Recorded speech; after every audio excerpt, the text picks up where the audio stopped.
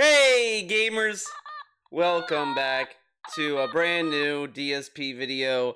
This is a wild video, a wild podcast. This is another one I'm recording as he's live. Uh he's talking about the Wings interview he's doing tomorrow, which is Monday. And this is how he's hyping it up. So let's get ready. Oh wait, wrong window. It'd probably help if I was on the right window. Ah, We're going to have a yes. guest on this show for the first time since March. And man, let me tell you, I haven't actually set Whoa. up a stream to have a guest since April. So it's been 6 months. So I'm thinking in my head, oh crap, how do I do that? That's right. I got to put on a virtual camera and OBS. It's all this complicated Yeah, setup. I don't think it's that complicated. Like when I did Big Bun Game Club, it wasn't that hard to get like Retro and John on in OBS. Like that was not the hard part. The hard part was I don't know. I can't think of a joke. But to what I do. I mean. haven't done You it know what in I'm 6 saying? months. But But it it's wasn't that worth hard. it. Because, ladies and gentlemen, tomorrow on the show, I'm going to have a very special guest. By the way, he put out a tweet saying like it's locked in that Wings will be there and this and that. Like, and he made a big deal out of it as if it was like some A-list celebrity. Like to put into perspective, he got Keemstar on the Level 1 podcast, and there was like little to no fanfare. Like, oh yeah, we got Keemstar, like whatever. It was very like basic. He tried to hype it up like, oh we like whatever, but it was just yeah, he's here, and then that was it. Like we moved on from that.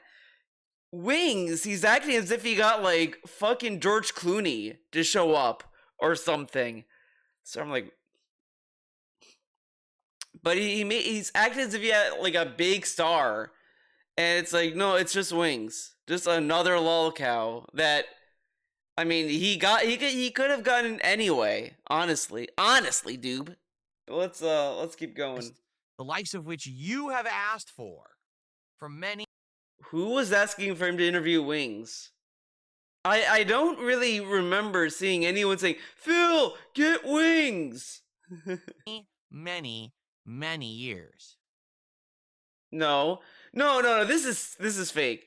People were asking him to play fucking Call of Duty with him. It's so funny, right? That uh all he's been doing is just these lame ass interviews, and guess what? This interview is gonna be another vanity project from Phil.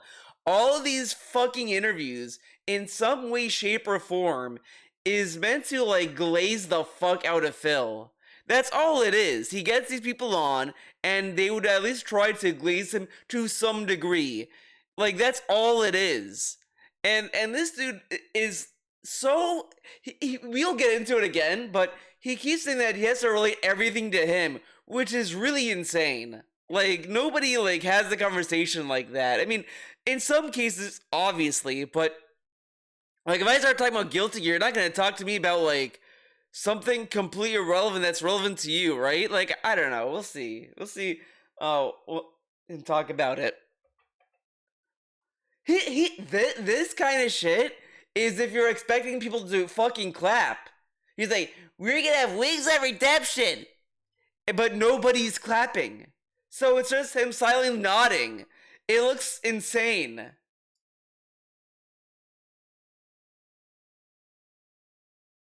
Oh, did you want to know who it is? It's Wings of Redemption. Yeah. Jordy Jordan himself will be on the show tomorrow. At least he says he is. And listen, Of course, gotta put the air of doubt that he may flake. know that a lot of people have said to me he's going to flake. I'm serious. I'm not even kidding. But I love he's telling us a lot of people are telling me he's gonna flake. But he said that they flaked. He said that it like getting them on is like you describe it as like trying to grab an eel, wrangle an eel, and this and that. People have personally written to me and contacted me and said, "Are you aware that Wings is just going to flake on you?" And I'm like, normally maybe I would believe you because he has flaked on me before. There's been times when we've talked about doing stuff or he said he's interested in doing stuff and then he would ghost me. And it upset me. Admittedly, it did. But Maybe he's this a time little around, he's been bitch. talking back and forth with me for about a week. And I've got him added to Discord and everything. So in that regard, we're ready to go there. We've locked it in. So here's how it's gonna go tomorrow, so everybody knows. Okay. We are going to go live at the usual time. The stream will go live around, say, All right. 11:15 a.m. Okay. And then I'll jump on the stream around 11:30 a.m. and we'll do like a half an hour of build-up. Half an hour, we'll just hang out and we'll talk.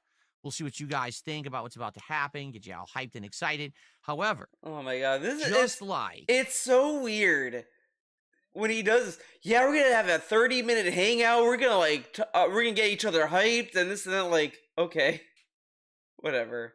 with the other guests that Okay, are we're gonna messages skip at through specific this. time. We understand All how he right? does these stupid things. Maybe it'll turn into a big conversation about a million different topics. Who knows? And in a lot to talk about him and me do the build-up.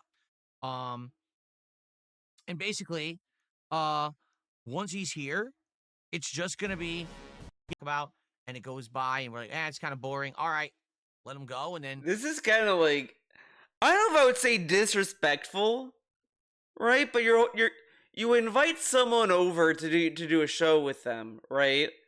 And then like, well, if it's boring, we could just like end it and let him go. Like, shouldn't you try to make it entertaining? Whatever. then that's that. Maybe it'll turn into a big conversation about a million different topics. Who knows? And in a lot of ways, I think that we have a lot of similarities, or at least we've been through similar situations where we can talk about that and share opinions and thoughts about stuff that's happened. At the same time, I think we're very different people, like really Whoa. different people, like completely different people, I love it. This where we can talk about that and share opinions and thoughts about stuff that's happened. At the same time, I think we're very different people, like a lot of similarities, or at least we've been through okay. similar Yeah. situations where we can talk about that and share opinions and thoughts about stuff that's happened.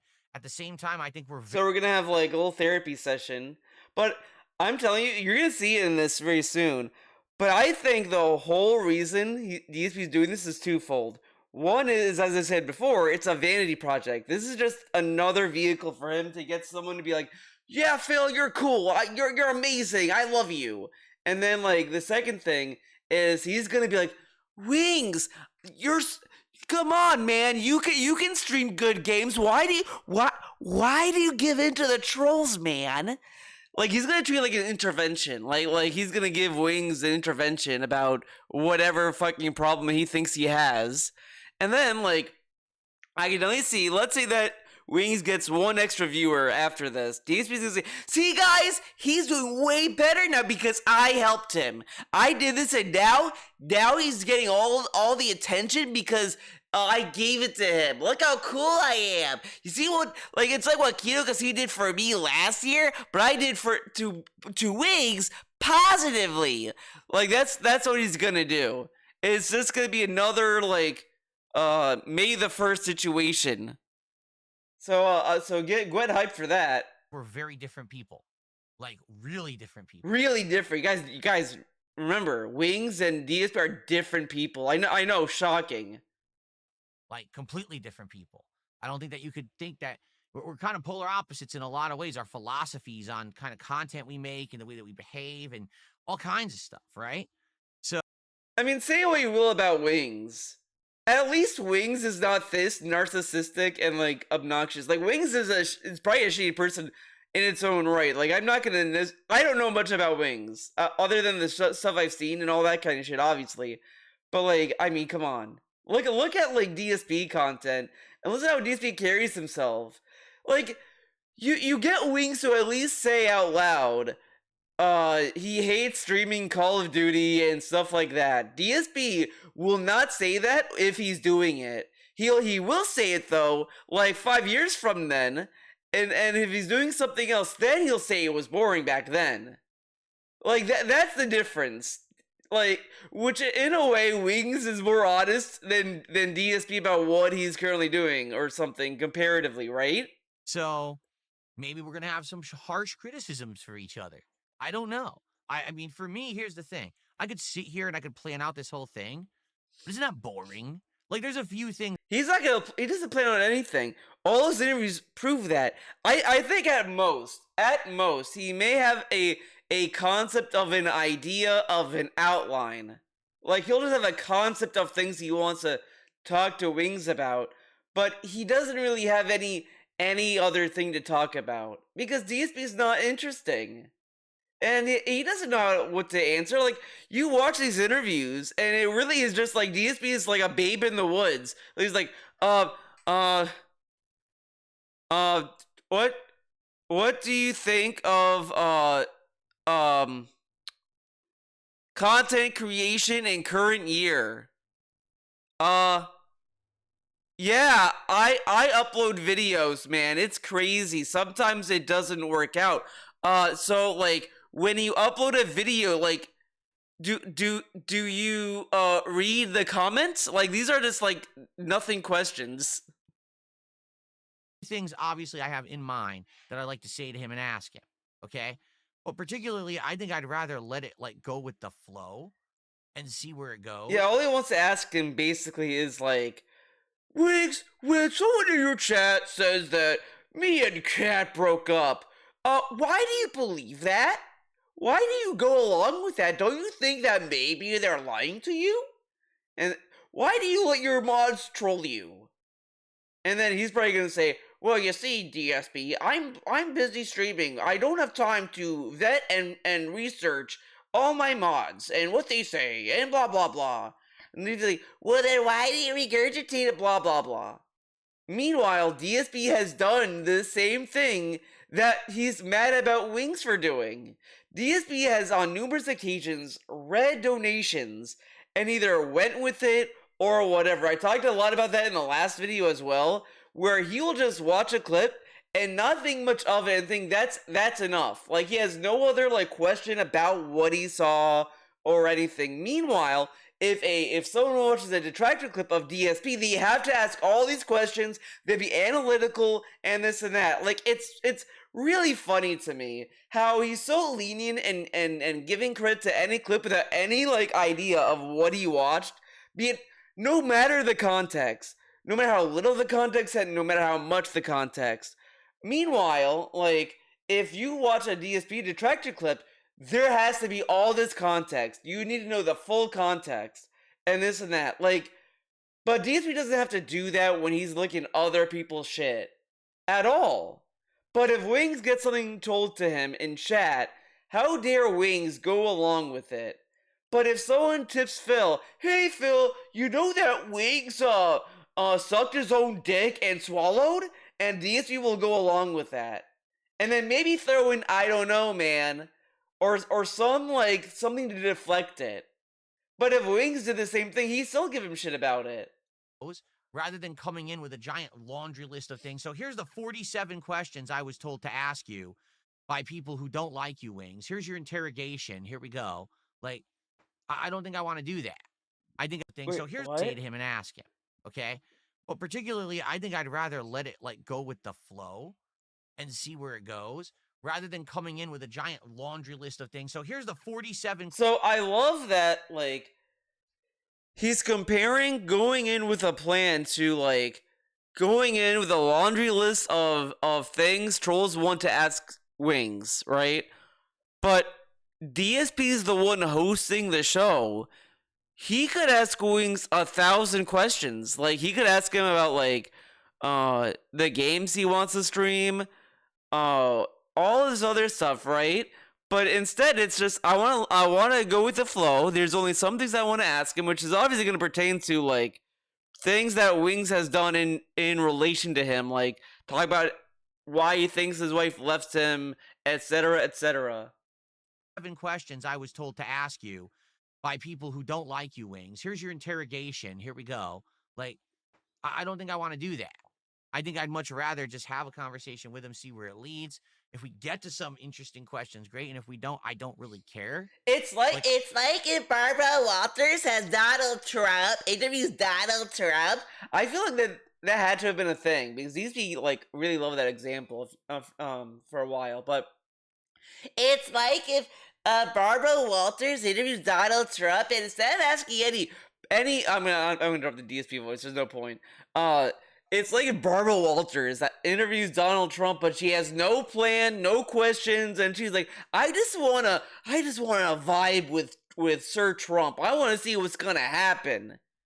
Like, then what would be the point of watching that, right? Like, wouldn't you want to know more about like, what he wants to do with his company, what he sees for the future of his company? I mean, at this time, I feel like, because I think Barbara Walters passed away, so probably when she was alive, he was just an entrepreneur at the time, right? So I don't think she'd be like, Trump, are you gonna run in the 1980s election? Like, it's so weird because every time that someone has me on a show, it seems like priority one is, well, we got to cause as much drama as possible. Great. And if we don't, I don't really care. Okay, let's listen to this. It's so weird because every time that someone has me on a show, it seems like priority one is, well, we got to cause as much drama as possible by asking Phil every ridiculous question. That wrestling podcast that he was on, like, the most drama they asked him, and this is like later on in the show, was about WWE champions. And at that point, he confessed to it. So, like, it was kind of relevant to bring it up. But that was the most, like, wrestling-related podcast he was on that he was able to, like, be on. And even then, at the time, I would argue he was still irrelevant to be on that show. Because that show was strictly talking about WWE shows and shit like that. What relevance, because this is also before DSP was doing Smart Guys, so what relevance did DSP have doing that podcast? Nothing. So they got him on anyway, and like they asked him about WWE champions, which is relevant to the show. And it wasn't that dramatic when you think about it, because Doob, he confessed to it, and he doesn't own the account, right? Like, the only aspect was the side scrollers. But again, they later on asked him, after they agreed for whatever reason on that show, to say, actually, Phil, can we actually, like, confront you about the drama? And guess what? DSP went with it. If he didn't want to do it, he could have said no. What was Craig gonna do at that point? Like, come on. And just to piss him off, right? I have no desire to do that with Jordy tomorrow. You know what it is like? But listen to this. As much drama as possible by asking Phil every ridiculous question just to piss him off, right? So people are asking those questions just to piss him off. So he hypes up the side scrollers interview as, this is gonna be an interview for everyone to really see me come clean and explain myself. Though he lied during it, right? Whatever, he lied during that podcast. He then gets Craig on his Level 1 podcast, where instead of just talking to him and apologizing, he wanted Craig to apologize for having a debriefing stream where they didn't believe what DSP was telling them. And instead of just apologizing and moving on, to then facilitate Craig to apologize as well, because mind you, what would Craig have done, right? So DSP apologizes for lying about WWE champions and lying to their face. Okay, would Craig then proceed to not apologize for the debriefing? No, he would probably apologize. Because what would he have done? I got you, Phil. I got you to apologize. Because DSP sees apologies as a sign of weakness. Because this dude is so, like, boomer coded. He has no, like, backbone. He has no integrity that he claims he has. Because if he has integrity, he would have gladly apologized for lying to Craig, instead of doubling down and saying that, well, it wasn't the truth, but it was still an answer. Like, that doesn't make you look good, King. Right? I have no desire to do that with Jordy tomorrow. You know what it is like? Maybe I've just been through it so many times, and it's just so stupid. It never goes anywhere. And I like he says this, but then when he had Rich on, he didn't really explain to Rich what he wanted to do with him on the show. instead got him on to be like, yeah, Rich, we're gonna hash it out. We're gonna talk one-on-one. We're gonna clear the air. So finally, Rich thinks finally we get to talk about, he can talk about the problems he has with me, I can talk about the problems I have with him, finally. And then lo and behold, DSP duped him into with what's going on with Rich. It is really funny, like, the DSP thing is like the level 1 scam, and then like Rich then fell for a telephone scam. So it's like a double whammy. He fell for two scammers. Rich is an easy target, I guess. He, like, DSP got him to go on his show without like really telling Rich what his true intentions are, and then like said, actually, Rich, we're gonna felt the casino, and he didn't give a fuck about that. So he scammed Rich to waste his time, and then that also got DSP mad at him for not playing ball. And then after that, what's he gonna do with Wings?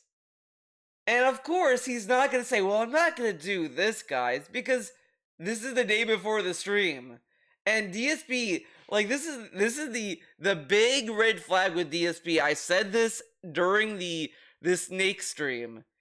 Nobody ever should do any content with DSP, because if we take it at his own admission, he felted the casino. He snaked them. He lied to them to their face. He lied on multiple occasions. Like, again, this is his own admission that he just strung them along.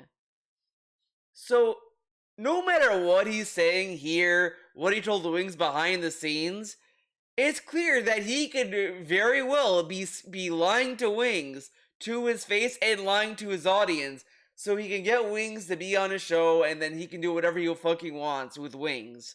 That is all that's going on here. So it's so funny to me that DSP just was willing to just die on the hill of, I was snaked the casino, I lied to them, look at me lie, and think that that doesn't make him look like a very bad person to work with, right? I mean, this has also nothing to do with him showing DMs. Just straight up, he lied to these two people for months on end just to get some kind of benefit from them, and then later on use the benefit against the people he was working with, right? So why should Wings take anything what DSP says earnestly? How does he know, how do we know DSP isn't lying?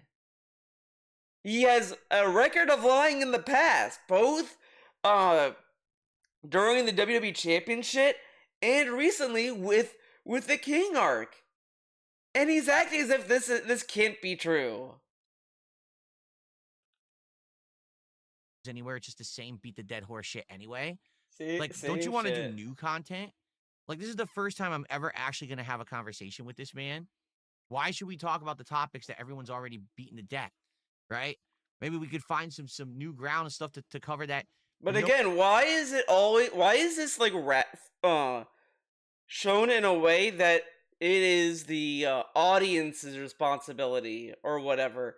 He's the one that wanted to invite Wings of Redemption on his show. He should be the one in charge of what he wants to do with it, right? And he's like, well, why should I ask him all these troll questions? Why do you want him on your show then? And again, people back then, for years, were only asking for DSP to have Wings on to play Call of Duty or Battlefield or whatever the fuck. Not fucking talk about their feelings or whatever the fuck. Like, it's so funny to me that he can't at all organize a gaming session to play with someone else online. Like, he cannot do that at all. I said this back when he was even doing with the Kino Casino. He only did like meme co-op games with them. He didn't want to do any other like co-op game like Monster Hunter, Split Fiction, or whatever. Like, he didn't want to do anything like that with them.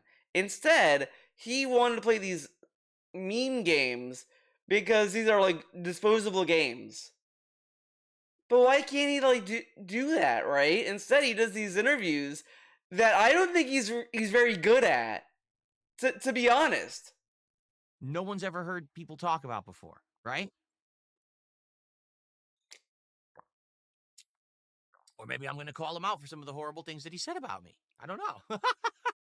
I love that he's like, I don't want to do anything dramatic. Maybe I'll call him out for the horrible things he said about me. What were the horrible things Wing said about DSP? Let's see.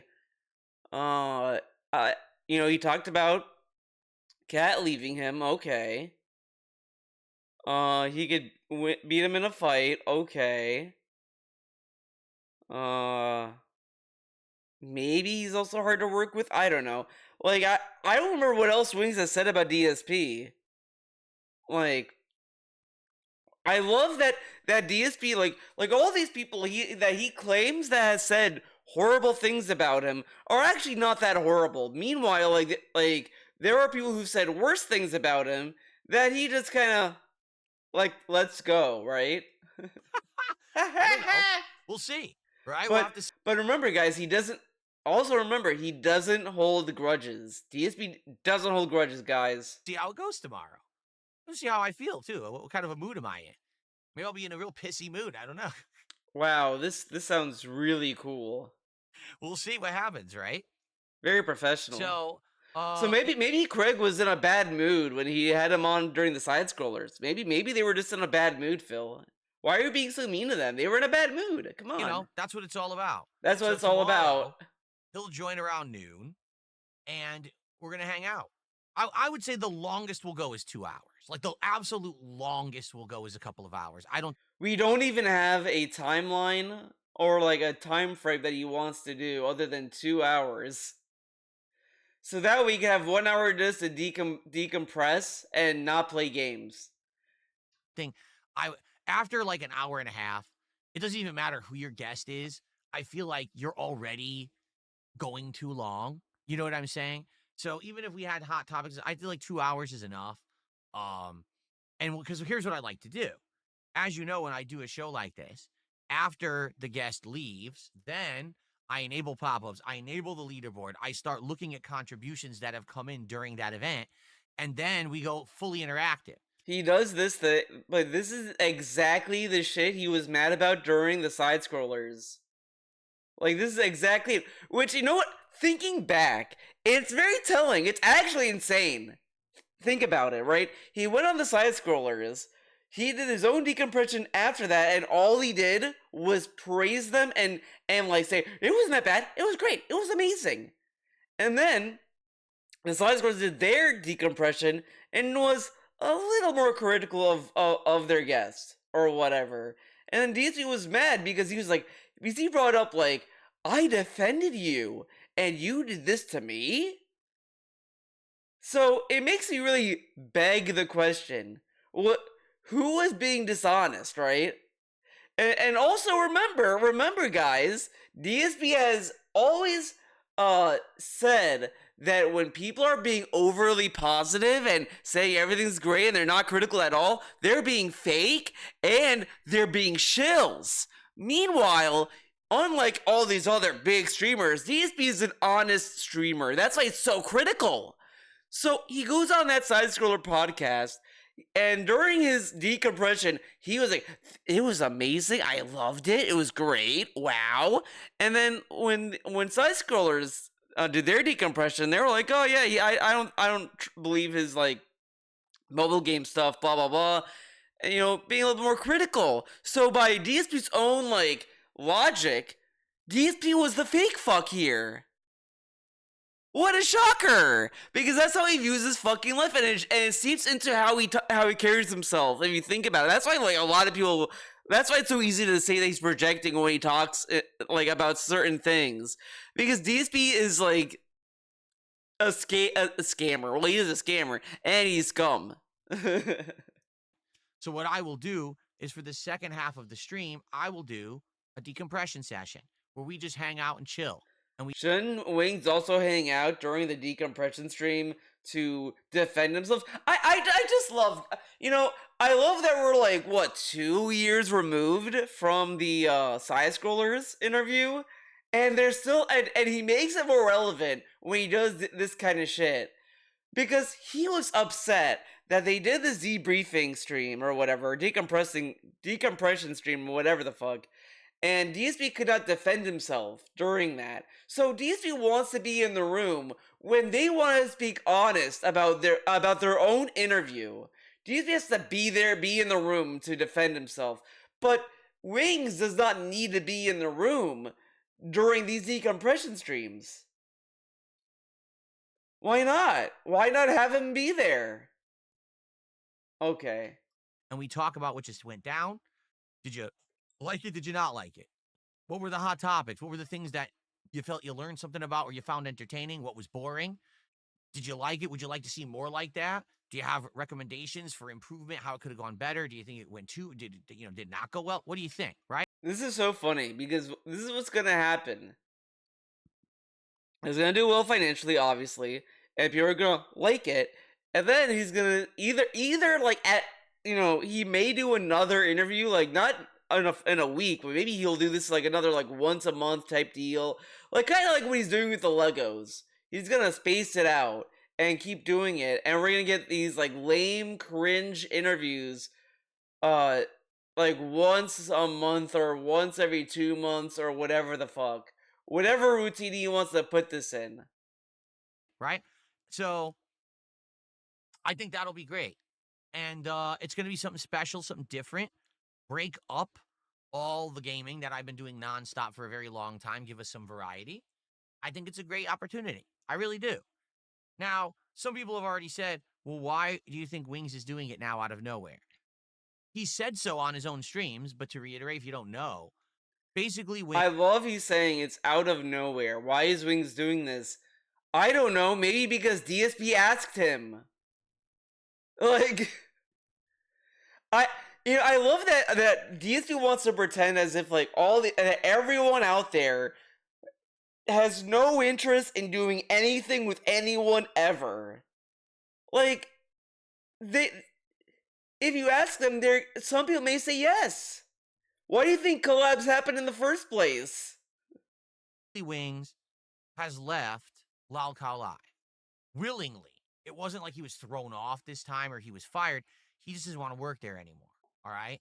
He's trying to get himself back on his own feet. He's trying to get momentum back for his channel. Look at this. Look at this. Look how he's describing this. Like, I don't think Wings lost that much viewership. I think he's had the same viewership he would have otherwise. I don't think like he gained or lost anything.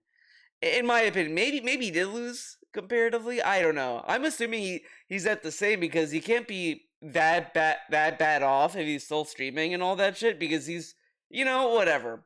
But anyways, he's framing this as if he's doing Wings a favor. Like, yeah, he's trying to boost himself.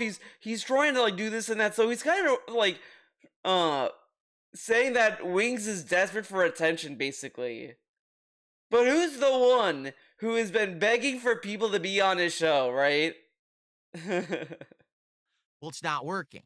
This month, he was really hoping that Battlefield was going to like take off for him, and he played a living crap out of it. And it just didn't work for his audience. They just didn't like it that much. This is the same shit he did to John. Same shit he's doing to Rambo. Same shit. Yeah, Rambo was just really bummed out that his YouTube channel didn't take off. And he's doing this to Wings. Like, again, it's so that DSP can like fucking brag how he's helping someone else out. That's all this is. It's all vanity. So he knows that he has to wait at least 2 to 3 weeks here until Call of Duty Black Ops 7 comes out. And he knows that that's probably going to be great content for him and his channel. He wants something to do kind of in the middle to kind of break that up and maybe get a little bit of attention. And that's perfectly fine, in my opinion. I think that's perfectly good intentions. Yeah, it's good intentions because that's what DSP fucking does. Well, we're gonna do stuff to waste time. Blah, blah, blah, to get attention or whatever. But guess what? If that's the case, okay, here's a question. If Wings wanted attention, then shouldn't DSP go to his channel? Why can't he stream from Wings' channel? Whatever. conversation ends up being entertaining and fun for either of our audiences, it's a win-win, right? Yeah, but guess who's gonna benefit from this stream the most though? DSP. Like, and again, just remember, Keem went onto the Level 1 podcast, and DSP never returned the favor. He never returned the favor to Keem. So Wings is gonna go on this podcast for Phil's sake, and let's say that down the line, Wings wants to invite Phil to his show. You think DSP is gonna go to Wings of Redemption's channel? Fuck no. He wouldn't care. If he's like, come on. Right? I think so. It'll get people talking about him. It'll get people maybe excited to check out his content again. Maybe. Maybe not. Maybe. Yeah. Okay, but dude, both your chats have been shitting on him. Okay. Yeah, I see it, all right? Because people are saying, well, why do you want to do it? Why not? Number one, this is someone who people have wanted me to talk to for many years. I've reacted to multiple documentaries about. He told us why he wouldn't want to do it like a couple weeks ago or whatever the fuck, right? Remember the whole why would I let me get this straight. So Wings says that I don't have that my wife left me and that he could beat me up in a fight. So now you want me to have to talk to you? What? That's DSP right there. Mocking that. And now he's like, yeah, why wouldn't I do it? Because again, all these things, these little big boy segments, these little like, yeah, man, you think you're gonna fuck with me? Are all stuff that is just bluffing. He just bluffs. He will say whatever because there's no backlash. This is the pinnacle of people. He will say whatever online, but he won't back it up IRL. Like, just look at what happened. Like, he called, like, that one guy told a story about, like, with the 300 poster, right? And he's like, you bullied me. And then the dude called him out again, saying, well, you're a piece of shit. And guess what? DSP didn't respond back to that. Obviously. He said his piece, he moved on. Because he thinks that it makes him look good to bring up the fact that they bullied him. Even though, in the story, they were only going after him because he started shit. I love that he keeps pushing this I'm bullied narrative when it's so flimsy. Like, it may work when he talks about school because, sure, I cannot prove that he wasn't bullied or he was the bully or whatever the fuck. Sure. But when he go, like, it is so wild. He will tell you, I was bullied in the FGC, guys. And then you look back and then he tells you, well, I bullied them, I would say dumb shit. So you wouldn't expect them to ever, like, give you backlash for what you said? Like, come on. About the guy. I've been watching some of the content that he's been putting out. You can't, like, throw a tomato at someone and then cry that you're being bullied when they throw it back at you. And his detractors have been putting out about him recently. So I reacted to multiple documentaries about the guy. I've been watching some of the content that he's been putting out, and his detractors have been putting out. Remember, though, if you'll watch detractor content that's about DSP, they're mentally ill, and they need to get electroshock therapy, and they need to get help, and they're losers, and they have a miserable life, and their family hates them. But DSP can watch but everyone else, that detractor content is great. Don't worry about it. It's fantastic. Oh, okay, dude. Putting out about him recently, so I'm kind of in the know about the topics about the guy. So he's able to get context from watching clips from his detractors. But nobody can do that when they watch DSP. Oh yeah, guys. It's because DSP detractors they do it in bad faith. Because clearly, Wings trolls would never ever do stuff in bad faith. It's all honest. And Wings says so. Wings agrees. Like, there's no consistency to this. He just says whatever. And, like I said, I actually legit feel like we have been through some similar things together. Have they? That maybe we could actually share. So So someone wanted to send DSP out in the wilderness to do like a fat camp or whatever the fuck, or like a camp routine or whatever, and DSP refused. Did DSP get like an operation? By the way, he mocked people who are overweight that either uh took Ozempic or they got a surgery done to make them skinnier or whatever the fuck, right? He mocked people for doing that. And now he's like, I mean, what a cool guy, Their right? opinions on how we handled them. Could we have done it better?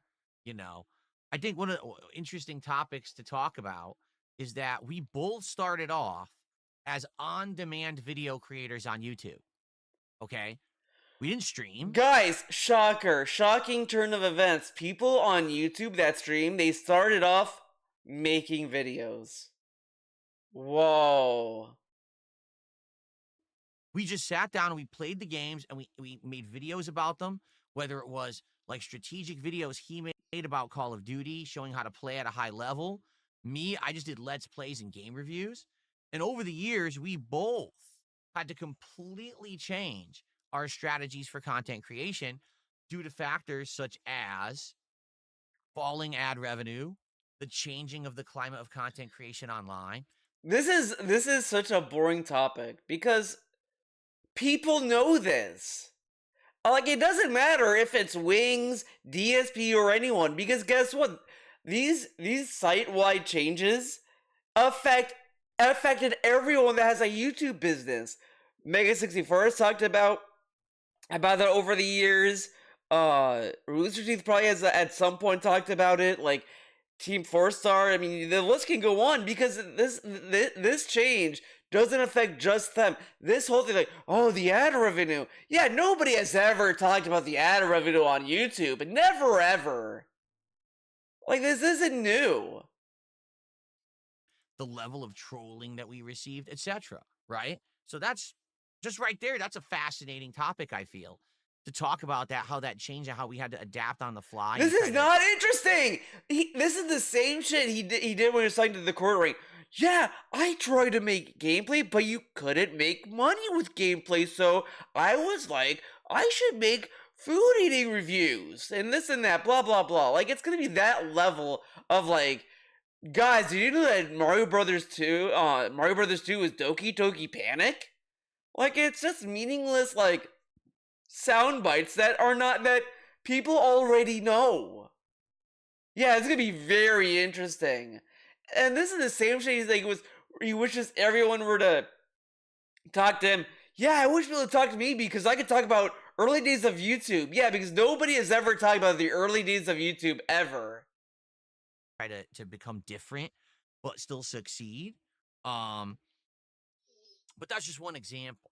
All right, there's many things I think that we could talk about. So it should be interesting, I think, tomorrow. I'm curious how this is going to go. I really am. And if it ends up being a big nothing burger of a dud, then it's no big deal. It's one day. It's one stream, actually. It's not even one day. It's one stream.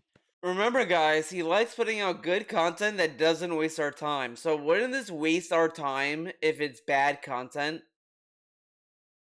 Okay. And then we're just back to business as usual, right?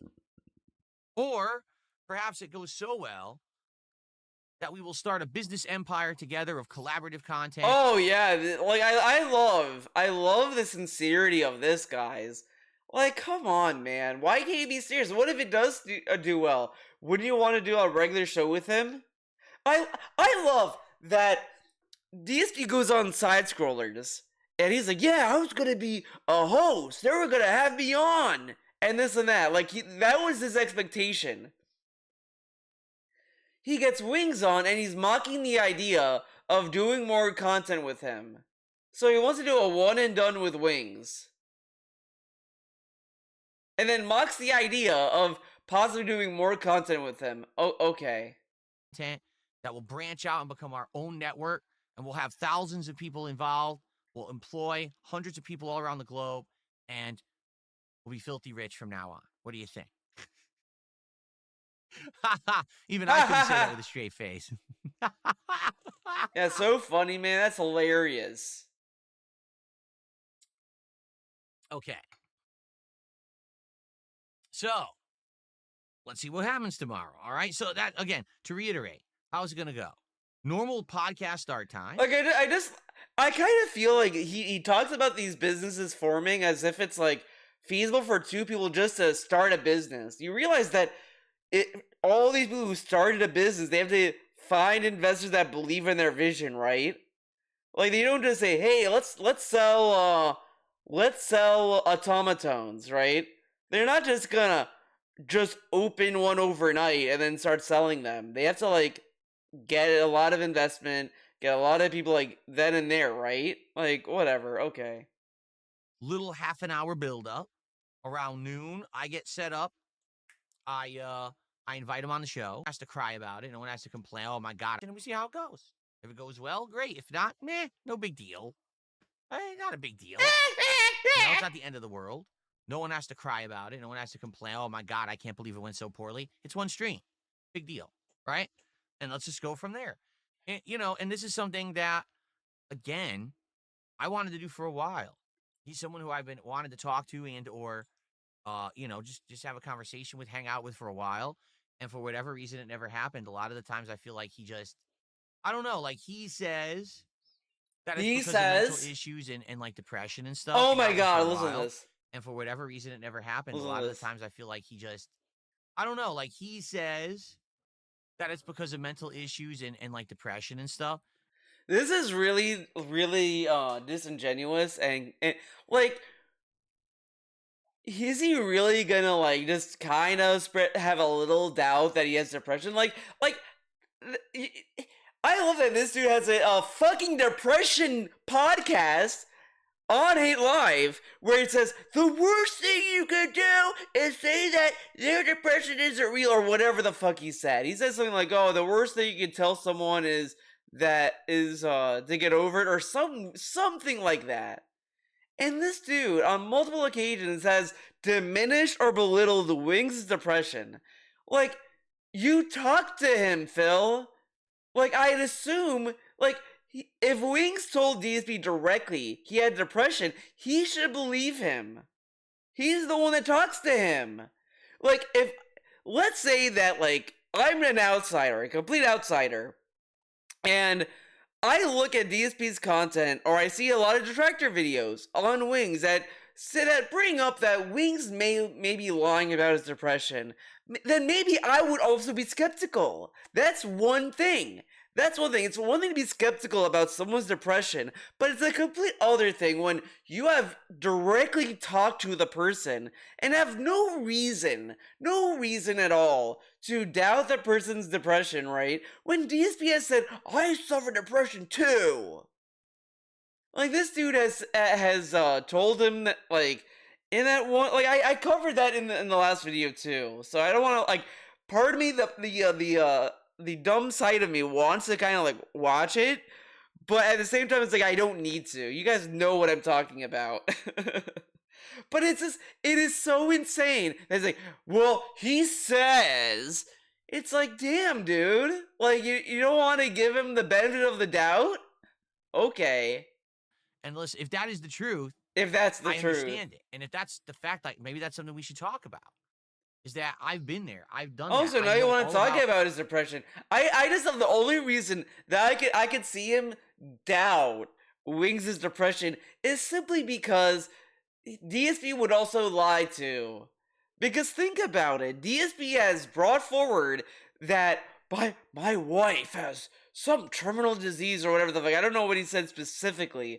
But in the DMs, he brings up that Cat has some terminal disease or whatever the fuck. And it's kind of fucked up that he said during the snake stream that it was a nugget of truth. So what was a nugget of truth there, Phil? That she had some kind of illness that required some hospital intervention? Was it the fact that it was terminal? What was it? Because at the same time, here's the thing that's so fucked up about him. It could simply be that, like, let's say DSP, let's say Cat, like, she needed to get stitches because, like, she she she was cutting vegetables and she accidentally like cut her finger open or whatever the fuck. So they gave her stitches. They took her to the hospital and they did that. I could see DSP say, well, she did have to go to the hospital, but I don't have to say why she went, so I could say it's a terminal thing because, like, that part may not be true, but her going to the hospital is. Herp a derp. Or whatever the fuck. It could be very dumb like that because DSP's a fucking asshole. So, like, it could be something like that, or it could just be simply she has some kind of sickness, or whatever. But the fact that he lied and involved his wife, it makes sense why he would doubt other people when they tell him something like that. Because it shows how fucked up he is. And like, I can understand people being skeptical about things that they're told online or whatever that they see. But usually when you're skeptical, that also doesn't mean that you buy into the worst in someone. Like, you can be skeptical about someone, but that doesn't mean that you believe the negative. It also doesn't mean you believe the positive. That just means like, well, I don't know, man. I don't know what to say. So, whatever. You just kind of like sit there, and that's fine because of the context. But DSP is doing a show, and I find it more unprofessional for a guy who brags about being professional to just assume Wings is lying to him about having depression. When this guy has said multiple times that he suffered from it. Right? Whatever. About how for no reason there have been opportunities that I've had that I squandered and or I ruined. And this is low-key bullshit. This is nonsense. 100% nonsense. Because he said that the State of Decay 2 tweet was a product of his depression. Which was completely laughable. It's so obvious. The only reason why he did that because he couldn't stream it and he was upset and jealous and blah blah blah.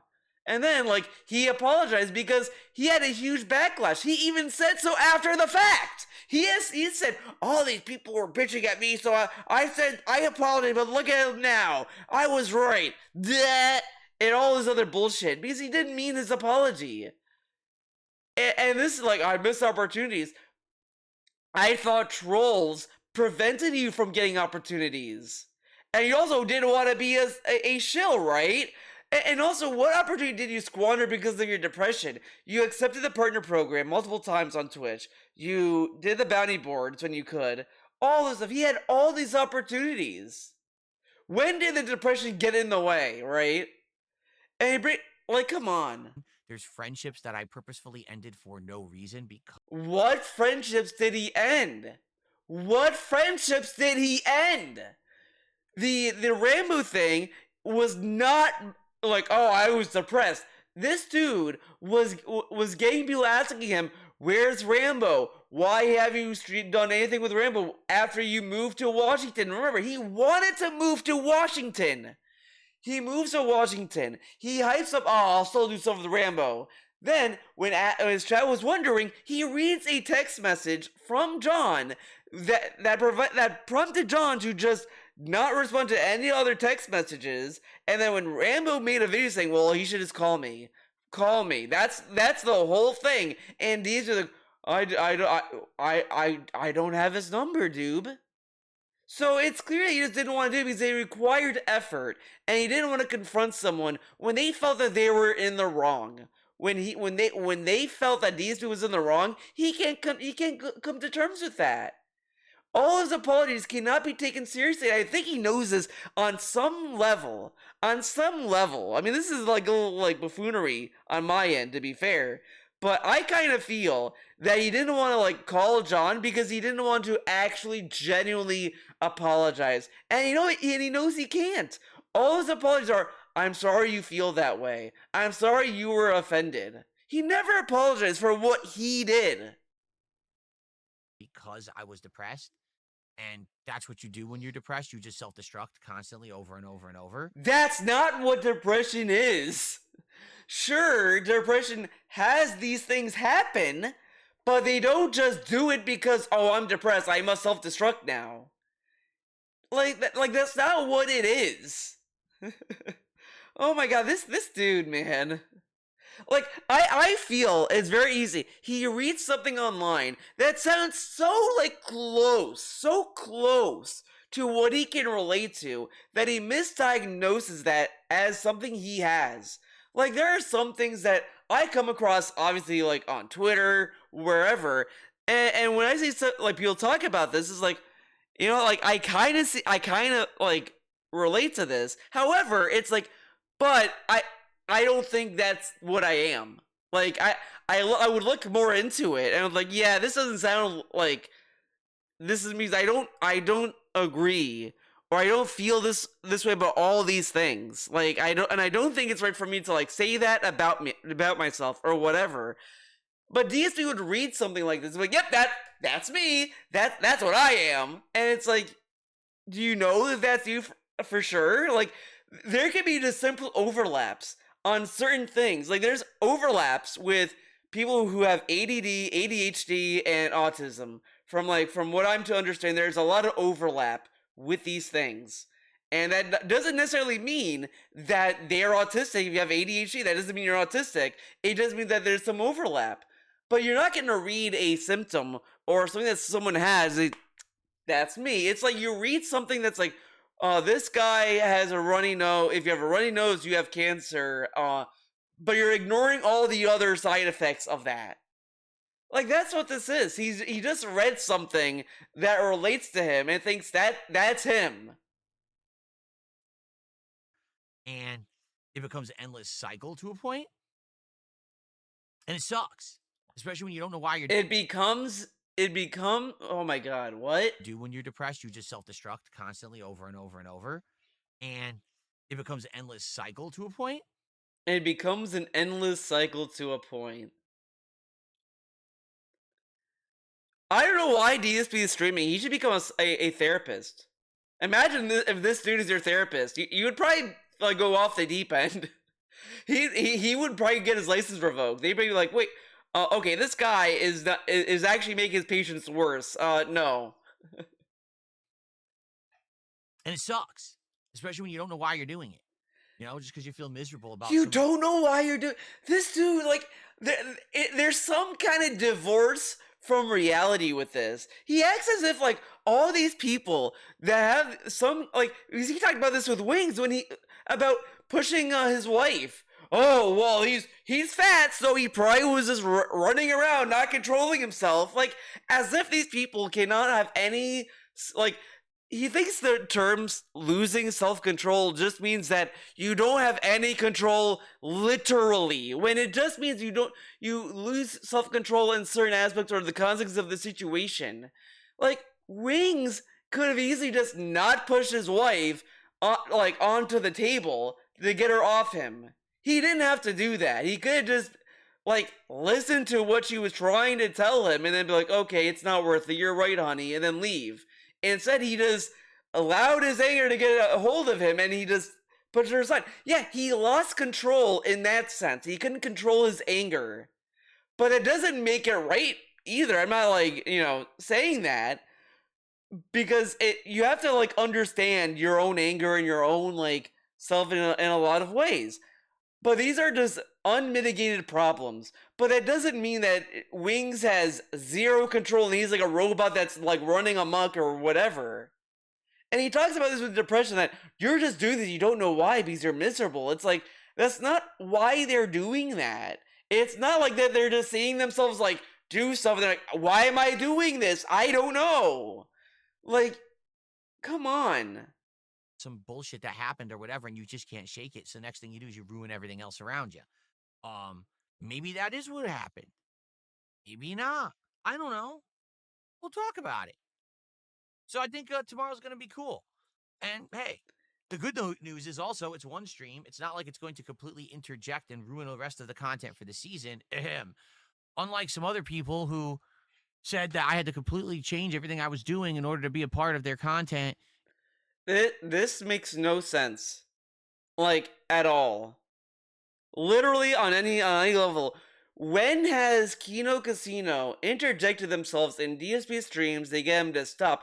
They never really said that he should just drop gaming. If anything, they were pushing him to do others. I mean, you could argue that they were pushing him to do drama content, whatever, but he didn't have to He didn't have to drop gaming though, and he also didn't have to do the drama content or whatever. Like it was very open ended. He could have taken it open endedly. He could have taken that advice and made it positive, but he didn't. Like not Wings. Oh my god, PvP even told him about the Lego streams. Why do you throw music in the background when you do like Nintendo music or whatever? Like, why not? And he's like, oh no, man. And he didn't do it. He will not add music to his Lego streams that he wants to do. Like the whole thing was like it's bullshit. The 3-path example that PB was mad about because he knew that it was designed for him to pick the road he wanted to take. Because he didn't have to be 100% drama and all this stuff, or be 100% a shill. He could have just simply done. All he could have just simply done was just do gaming and then do all these like random streams of other content or whatever. Which remember, he wanted to do this. He said when he was doing the DS3 Reacts and the Throwback channel, this is me diversifying my content, so I'm not just doing gaming. Which is the exact advice that Kino Casino was telling him. And this dude is saying this like, to stop doing gaming. What's he doing Monday? He's not gaming Monday, that's what he's not doing. So he isn't gaming on Monday. And he's breaking up the gaming. He said so himself. And then I had to completely change my philosophy of content creation. I couldn't enjoy gaming anymore because it would never be profitable. Wait, what am I talking about? I got a little distracted. I'm sorry. And it'll never be profitable. Okay, so then you don't need to remind your audience to give you money when support's low. You don't have to work. Like, why are you playing Hades 2 then? If gaming is so profitable, why don't you play Hades 2? Why doesn't Hades 2 work? Why did Silksong almost not work if gaming works so well? Okay. We could just do the one show, and then we could get back to business and then see what happens. Okay? But there's other moments, even this year, that DSP openly says he wants to phase out doing just gaming and wants to do other stuff. Which, as I said, is literally the advice Kino Casino was telling him. Like, again, the gaming content that he's doing, it's not main content for a lot of content creators. This is stuff that they do on the side along their other passion projects. But DSP is not that creative. That's why it's not feasible for him to do a review, because he can't make money on that. He makes more money actively shaking a can in front of his audience by saying, guys, you want to see me eat food, right? Do you want to see me eat food? All right.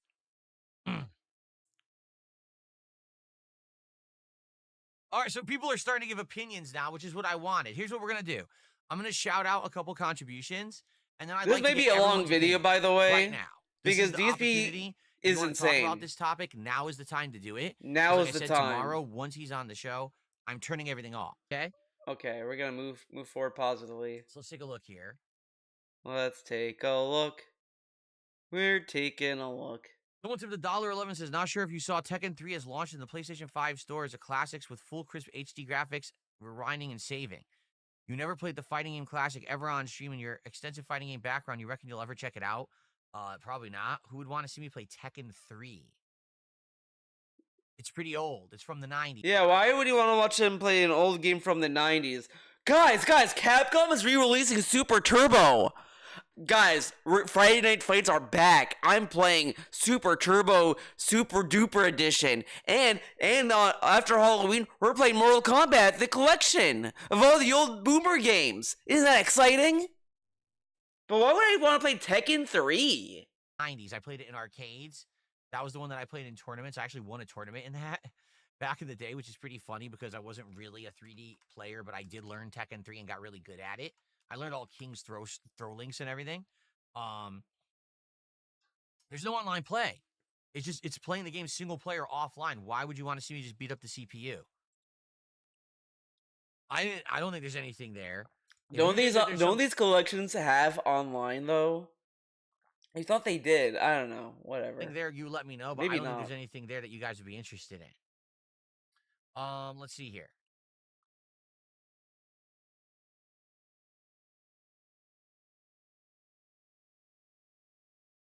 Oh, uh-oh. Huh? Huh? An anonymous tipper. I thought these tips were going to be about tomorrow's show. An anonymous tipper tipped me $1.02, and listen to what he says. It would be awesome, creative, and impressive if you make themed art pieces to display behind you. I think you're wrong when you say that your background isn't on screen long enough to be worth it. I see the background 30 to Themed 40% of art the time. pieces. Yeah, DSP's gonna make art alright. Themed art pieces.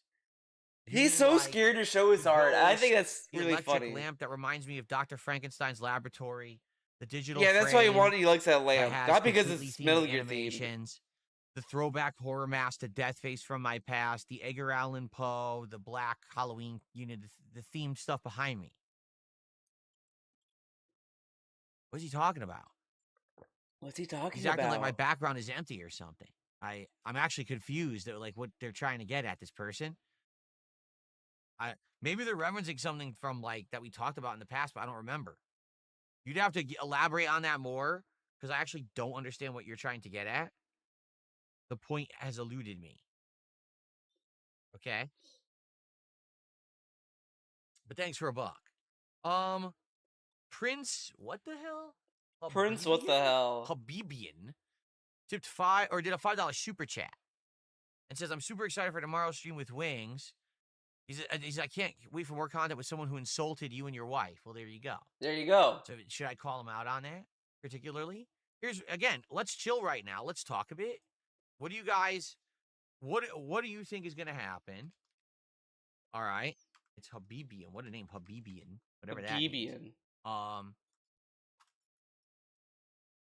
Are there things you guys want me to call him out for that I don't know about? You have to understand, I don't watch Wings of Redemption's content until I just love I love that like the time when he had to call PPP out for making fun of his wife.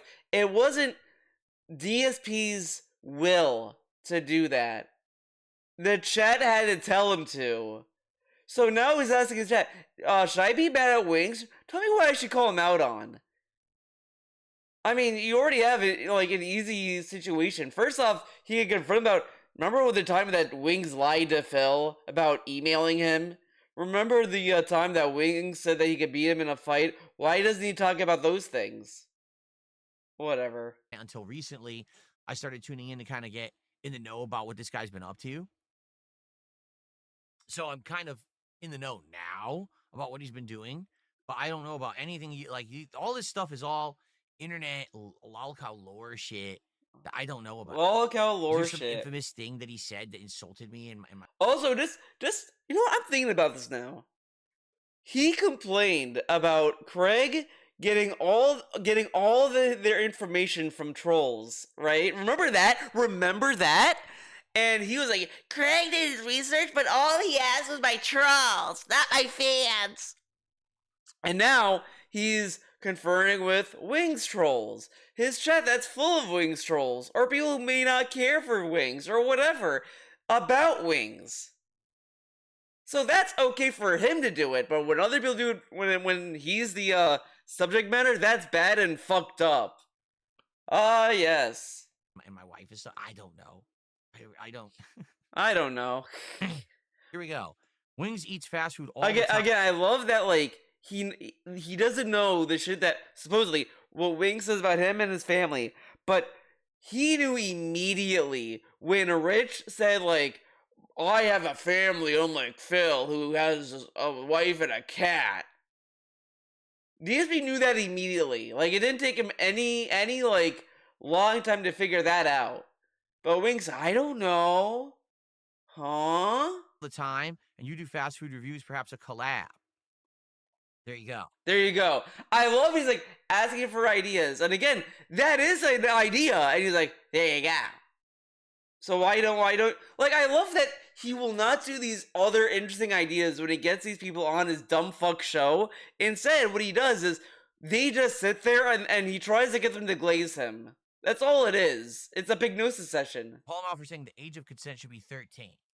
Don't you think that's been kind of done to death? Like, don't you think that's really boring? But how many people have actively been able to talk to Wings directly about it? As far as because I know the clip he's talking about, I just remember like he's just reacting to chat with that.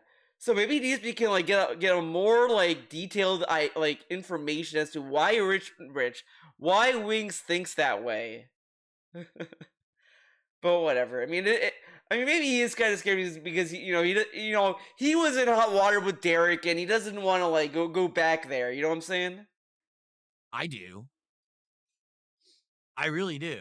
I think that like so many people have brought that up with him that what's the point? I think that's boring as shit. But what do you think about it? Am I going to be okay if he calls me out for comments I left on videos? He could read every single comment I've ever left on a video word for word. I don't care. Yeah, because he's gonna say, I'm just joking, Wings. I was joshing you. I thought there was a problem with something that I said in a comment. I wouldn't have left it publicly. I mean, to Phil's credit, his comment isn't really that offensive. It's not like DSP left a very bad comment, so it's not like DSP has to worry about that. But I mean, I think if Wings said the same thing, he wouldn't have liked it. Our mind that it's me saying it. I swear, people they go so crazy to So I like that he has that mentality with that, right? But so obviously Craig did the debriefing stream publicly, so everyone can watch it, and all this stuff. It's all in the open. So clearly, Craig was okay for DSP to know that he did not believe his little WWE champion story and all this stuff like that. He was okay with that. And instead of DSP understanding that, okay, maybe he is just a little critical, he was upset that Craig wasn't furthering the propaganda. Like, what the fuck, Craig? You're not telling your audience I'm a cool guy. What the fuck? Yeah, maybe he wants to be honest with his audience. The thing that you brag about, right? I actually think that the Side Scrolls interview was great. Conspiracy. Oh my God. Wings might actually, reference a comment Phil left on a video.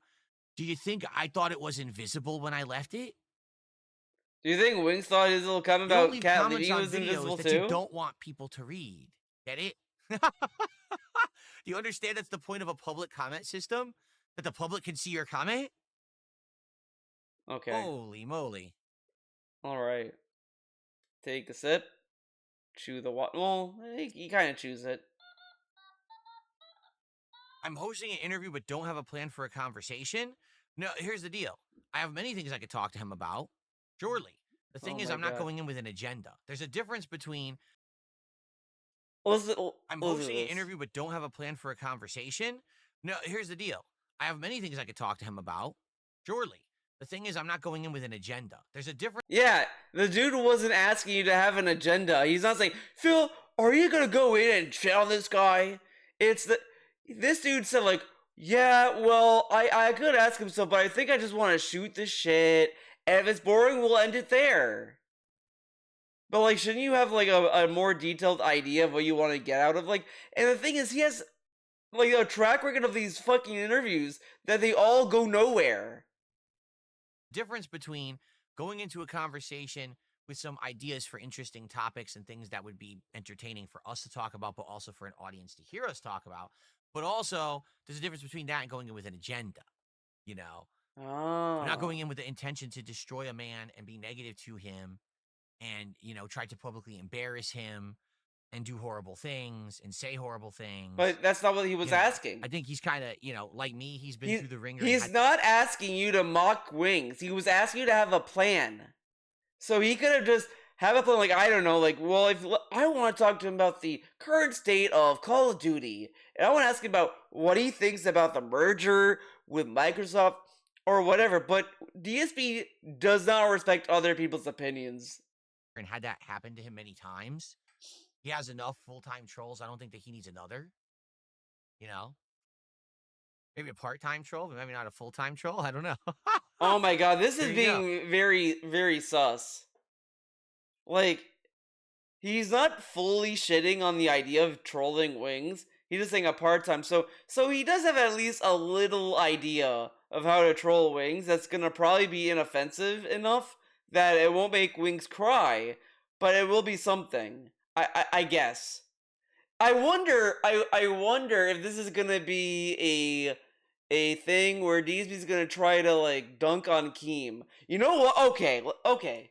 Theo theory time. Wait, Theo theory time. Okay. I think what DSP's gonna do, he's gonna get Wings on, and he's gonna be like, "So Wings, you left Loud Cow Live. Isn't that like a terrible show?" He's gonna try to like talk about how like that show was so bad, and it was like the Anna Nicole Smith show, and all this stuff, blah blah blah. Like he's gonna do something like that to kind of shit on it, and Wings will probably not care because I don't know that necessarily the terms Wings left on, but I don't think it was like so dramatic that Wings gonna be like, yeah, fuck Lockout Life, yeah, fuck them. He's probably just gonna want to just move on.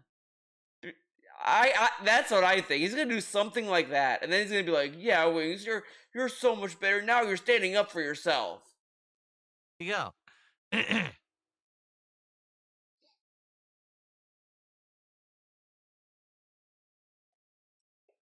And then he's gonna talk about the boxing match. He's like, so here we go. The problems people have with Wings aren't things you can just get into without doing research. His lolcow gene isn't really lying. It's saying stuff and pretending it didn't happen. Well, there you go. Wouldn't that be lying? you're whatever. There you go. Oh, I know that. I know that. SFL says he's been telling people for months that your wife left you. All right, see, I know the whole situation there. Okay, this is something I would like to bring up with him because I feel pretty bad about it. He 1,000,000% is trolled by his mods. His moderators purpose. Yeah, DSP never got trolled by his mods. Never ever, guys. That never happened. Just ignore the times that it did happen because that didn't happen. Fully feed him misinformation and DSP never got fed misinformation before. That never happened. He never got faulty information before. He always told the honest, true facts all the time, 100%. And lolcow drama shit, and he just believes them. I think he trusts them, so he believes. Man, I wish I could remember the clip. I mean, I hope someone knows what I'm talking about because someone told him in his fucking chat that like, oh, did you know that like it was either Wings or Kelly, it was one or the other, that they drugged the other or whatever, and he believed it. He didn't ask, he didn't think about maybe they're lying or anything. He went with that.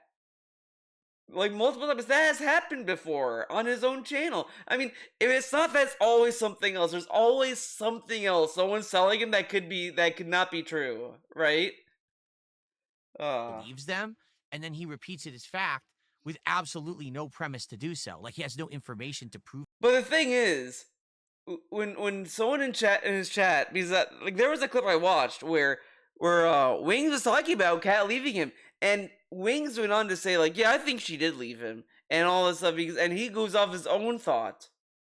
So it's not that, like, his chat, like, conditioned Wings to believe it. It's just, he read someone else that said the same thing and said, well, yeah, I think so too because of this and that. But okay. Prove anything he's saying, but then he repeats it, and then it gets reported that Wings said this. It's like, well, no, what Wings did is he listened to his moderators who fed him this awful misinformation because they troll his ass. And he's gullible and he believes it. Oh my god. So then he repeats it, and then he becomes the authority figure. Dude, he thinks that all that's going on, like, it's like, if DSP read, he's been telling people for months that your wife left you. No, that's what he just, oops.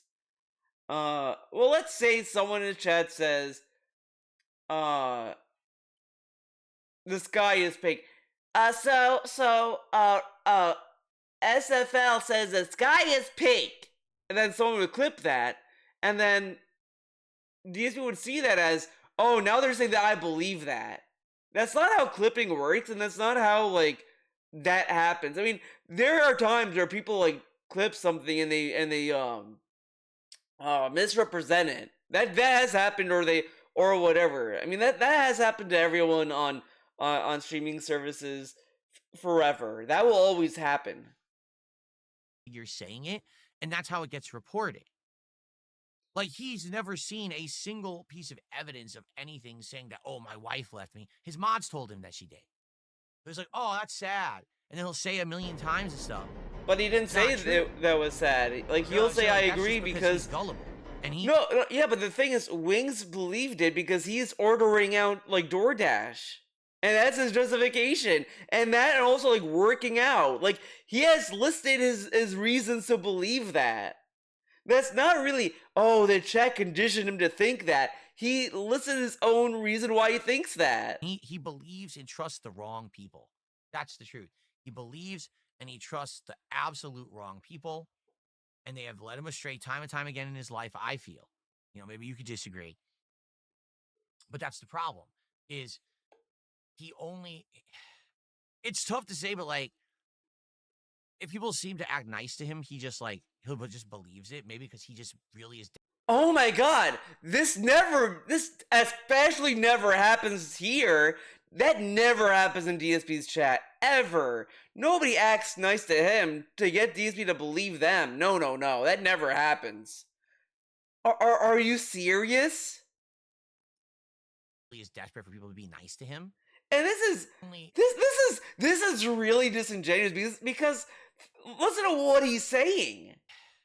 It's tough to say, but, like, if people seem to act nice to him, he'll just believes it. Maybe because he just really is desperate. So if when Wings is streaming and he sees, like, someone in his chat be nice to him taking their word for it because he perceives that they're being nice to him, and he's saying, oh, well, he's desperate. What the fuck are you talking about?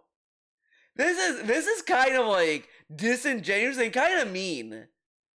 Like, it just in general, to assume that if someone, like, it's like if I read someone saying something nice to me, and I just take about their word, like, okay, like, you know, this person's like, you know, he said something nice to me, and, like, you know, why would I believe that?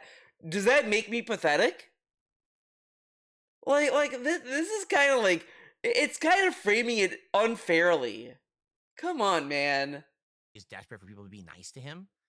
And the next thing you know, they're completely using him, and he has no clue. He just, or maybe it's willing ignorance. Like but you could say this honestly. You could say the same thing, the exact same thing, about DSP and his relationship with his chat. You could say the same thing. Come on. Knows it, but he doesn't. And you know what the funny thing is? He has literally yelled about this at his own chat. People are telling me to do this. They're full of shit. He got mad about that. I believe I did a video about this because I think he did it, like, somewhat recently. He has said this about, like, Hades 2, I believe. That people egged him on to play Hades 2 and this. Same thing with Silksong. The stream where it was not hitting the goal, he was saying people were egging him on to play this game because they know it wouldn't get him support. He has complained about his own chat doing this thing to him, and now he's saying, "Well, no, this happens to Wings, and he's pathetic because of it." But when he falls for it, no, it's just these people were very convincing and they were very, like, so methodical. Like, I love when it happens to him. That he's an absolute victim. All these people tricked him surprisingly. It's like if he fell for a phone scam like Rich has, he will say that person was like Neo and he was, like, so convincing and good that it was so easy for anyone to fall for it. But let's say that he responds to Rich's story. Yeah, can you believe Rich is a fucking idiot? He picked up the phone, right? And he listened to what they say, he went with it. Wow, what a fucking dumbass. But if he fell for the same scam, the other person on the other line of the phone would be like would be amazingly professional and good at the scam. Because the only people that fall for it is if they're really good. If they're, like, fucking geniuses. Care because at least someone's being nice to him, so he doesn't care that they're using him. I don't know. Maybe he I don't doesn't know. even realize. I love he hides behind. I don't know. He says this shit like it's just insane. He's mocking Wings. He's mocking Wings for listening to what people say to him, like nicely and this and that. Right? He's like, yeah, I guess he's depressed and this and that. Like, I mean, but then he is just shitting on him on his own, basing his own opinion off of just watching clips. If I bring this up with him, maybe he'll be like, I don't know what you're talking about. But it's blatantly true. All you gotta do is watch a few highlight clips. His mods will say something to him that's completely false. And he'll be like, oh, really? That's true? And then he'll just keep talking about it and act, oh, wow. It's pretty bad. Yeah, that never happens on DSP streams. For me, like, people will come in here and say stuff to me, and I'm like, well, if it's true or whatever, but I don't just believe everything. Oh, he says if it's true. Oh. But you're also spreading awareness of an accusation, right?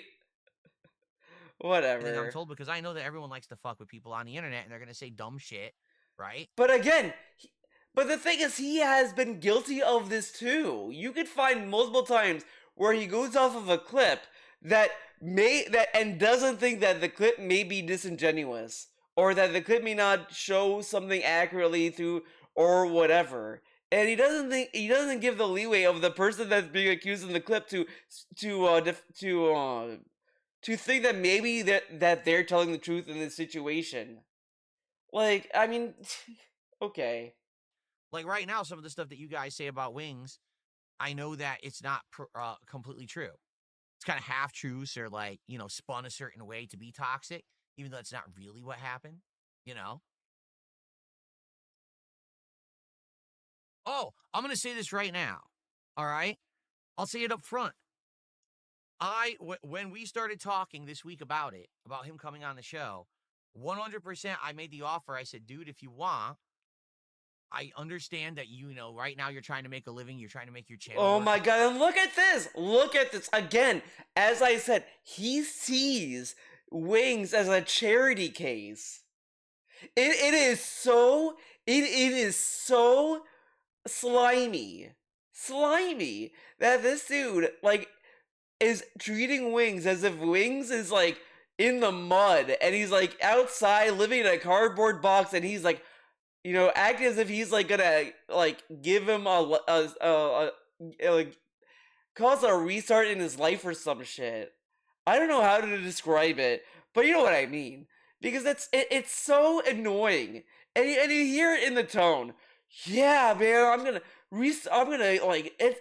I'm gonna help his career. Work again, as your full-time income. 1,000,000%. Like, he's acting as if, like, Wings is starting from scratch. Like that, like, he's acting as if, like, Wings, like, quit work. Let's say that Wings worked at Apple, and he was, like, a big dog in Apple, and then Wings, like, was like, I'm being harassed in Apple, I'm quitting, and I'm gonna start streaming. And Wings has to start over.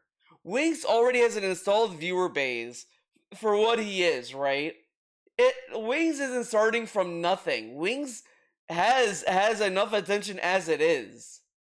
Because I don't think, like, Wings was not doing streams on his own without Lolcow Live.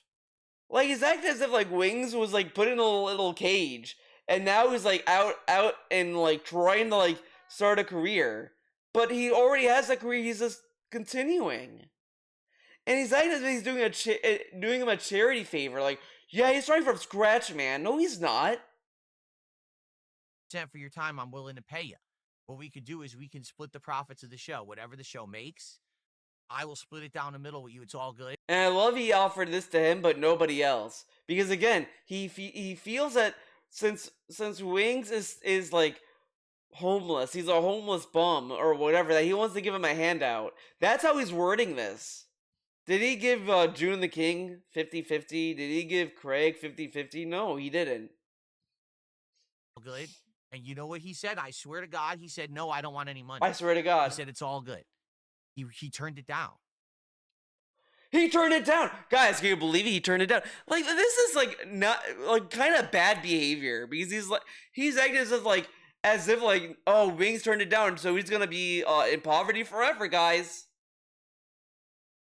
Like, he really acts as if like Wings is like in super duper poverty or some shit, and like he's gonna be the helping hand to get him into the middle class or whatever. And he's like, he didn't take the handout, guys. Like, jeez, man. So, hey, I don't know why, but he turned it down. He said no, he doesn't want any money from the show. Like, look how he's that's acting. On him. Look how he's acting about this. As if it's some grand charity for DSP to offer him money. That was his choice, and he outright said, no, I don't want it. So, I can't make him take money, but he said no. So, there you go. Well, you could technically make him take money by tipping him. Like, you know what? Badass. If these two wanted to help Wings so much, if that was the whole point of him splitting the proceeds or whatever, then why does he just tip him the money? If it was truly about helping him out, then why not do that? Why not signal boost his channel? Is he gonna have Nightbot plug his channel as well? Will he link people to his channel? I doubt it. I really do. Ass with this shirt? I don't know about that. Why would this shirt make me look badass? It's just an Izod button down. Anyway. Okay, well, some more shout outs here. More shout outs. Gee, thanks everyone sending me single dollars. I really appreciate the single dollars. Oh, I'm sure you do. I'm sure you appreciate the dollars. That's why he's not adding them, right? Or maybe he is adding You gotta challenge him to a Pokemon battle Ash Ketchum style. It's a proven way to make best friends. Just watch the anime. Jokes aside, I usually think he tends to be light on trolling you. He has given you a lot of credit over the years as well. It should be a good combo. I think it's going to go well. I think it's going to go well because we do have some history. We have a lot of things in common from shit that we've been through. Like I said, being creators at the same time, going from being on-demand video creators to having to be streamers. There's a lot to say there. Let's see here. Let's see here. Okay, another $1 tip. I meant homemade creative stuff that you make yourself, that you completely make yourself, like you paint a spooky scene or make a paper mache tree. Something that makes effort, creativity, and imagination. Yeah, you think he has that? He can't imagine shit. Like, this dude comes up with fucking sandwich metaphors. You're thinking he's gonna create something? Come on. You want me to turn my background into arts and crafts show? I'm not. I like how he belittles it as if it's like an arts and crafts show. Like, you think I think he's picturing in his little like pig brain either like the arts and crafts like a grandma would do or a grandparent would do, or the arts and crafts a child would do in school. He's not thinking in between where like some people may want to design something for their streams or whatever, right? Like, a lot of people make their own starting soon animations. Is that arts and crafts? Like, this is like really really narrow-minded thinking. Dude, I'm not in elementary school. Yeah, I knew it. I kind of was like lately listening to this as I was playing Guilty Gear. I didn't hear the elementary school thing, but hell, of course he said elementary school. Of course he did. I did that stuff when I was in elementary school. Oh my god. Yeah, because nobody can create art when they're older, right? Mr. Video games are art. Oh my god. Oh my god. You do this? Like, dude, I'm 43 years old. Yeah, well, I wouldn't want to make something for my fucking streams. Oh my god. I don't want to sit around making arts and crafts for the background. The record? All right, let me go on record. I don't want to make... Oh god, why actual painting. 43 years old. Yeah, oh my god. Elementary school. This is so stupid because you know what? He's hung up on the crafts part, even though crafts is a fucking word. You don't have to be in elementary school to do arts and crafts. Like, this is like really embarrassing to listen to this dude. Like, he's kind of character assassinating the fucking question. When in the past, he has said, "I don't have time to draw. I used to draw a lot back in the day, but now I just don't have the time, so I don't have the skill anymore." Like that's how he used to respond to this. And instead of doing this, he's acting as if like the dude is acting him to like do finger paints and to like sing the ABCs. I did that stuff when I was in elementary school. You have arts and crafts, or you do this. Like, dude, I'm 43 years old. I don't want to sit around making arts and crafts for the background. The record. Like, this is such a weird way to respond to this. Like, what does it say that the dude is just saying, why don't you paint, like, Mario? Or whatever. Like, but, which is obviously no, because, like, to a degree, I will say, like, yeah, if you don't draw, like, for a long period of time, you're just gonna fall out of it, and you may be rusty skill-wise. But I'm just gonna also say this, I don't think he ever had any skill. Like, I don't believe it. Like, no, I don't. I wouldn't believe it. I wouldn't buy it. Like, if this dude told me that he was an artist, I would not believe that at all. Like, I would require him to show me the little paintings he did. Like, all this sort of, you used to draw a lot. I believe that as much as I believe this guy is neon green and pigs fly and everyone eats shit and it's actually delicious. Like, that's how far I'd believe it. Like, no way. No way. All right, let me go on record. I don't want to make actual paintings. I don't want to make paper mache for my backgrounds. I actually think that stuff like this looks better than anything that I could come up with. He doesn't have to make paper mache. Okay. He could just make a drawing. But though drawing is kind of hard to show. What is going on? What is going on? Let's mock this guy for this dumb fuck question, right? Oh, let's see here.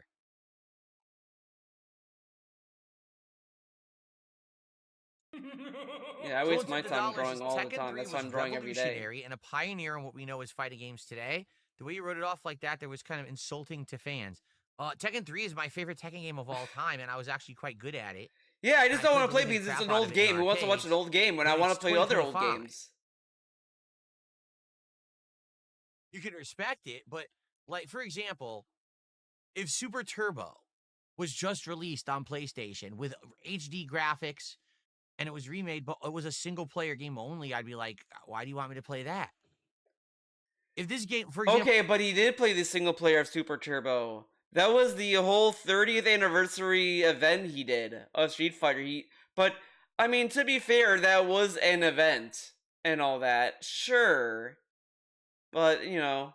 For example, if Tekken 3 came out right now, had online capability, lobbies, great netcode, I'd be like, cool, let's go for it, let's play it. I used to play the shit out of that game. I was actually good at it. My characters were Paul... all right, we're just when I played Tekken 3. Skip ahead. And I got pretty darn good at it. Shooter. Like, fighting games are meant to be competitive. You can play them offline, and there is some traction you can have with that, but for the most part, fighting games are meant to be played against other people. But why do you play it offline just to see the arcade story or something, right? Like, okay. Competitively.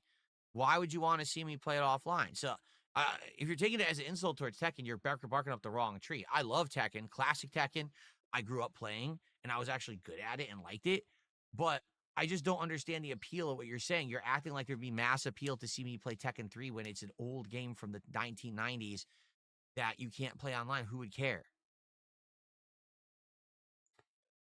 Why can't you just say that? Why did we need a huge history lesson? Wow. Let's see here. Wow, you could tell that this is probably coming from a dude he doesn't want to read, and he's like treating him this way to scare him away. Like... That's probably what's going on here.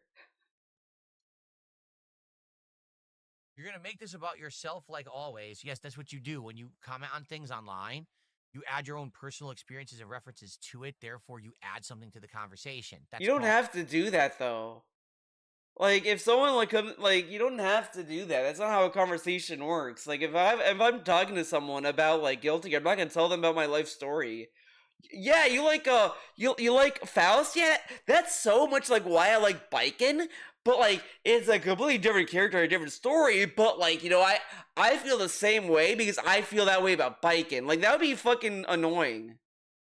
Instead, it's like, oh, you like Faust because you like his story. That's interesting. Yeah, like, his story's pretty cool. I like it. I like it too. That's like as far as you can go with it, right? But come on. It's called being, informative, creative, interesting. You don't just objectively talk about something, you subjectively talk about it. That's the point. But conversations Why would can you be ever want to hear a objective particular too. person weigh in on a topic. Correct.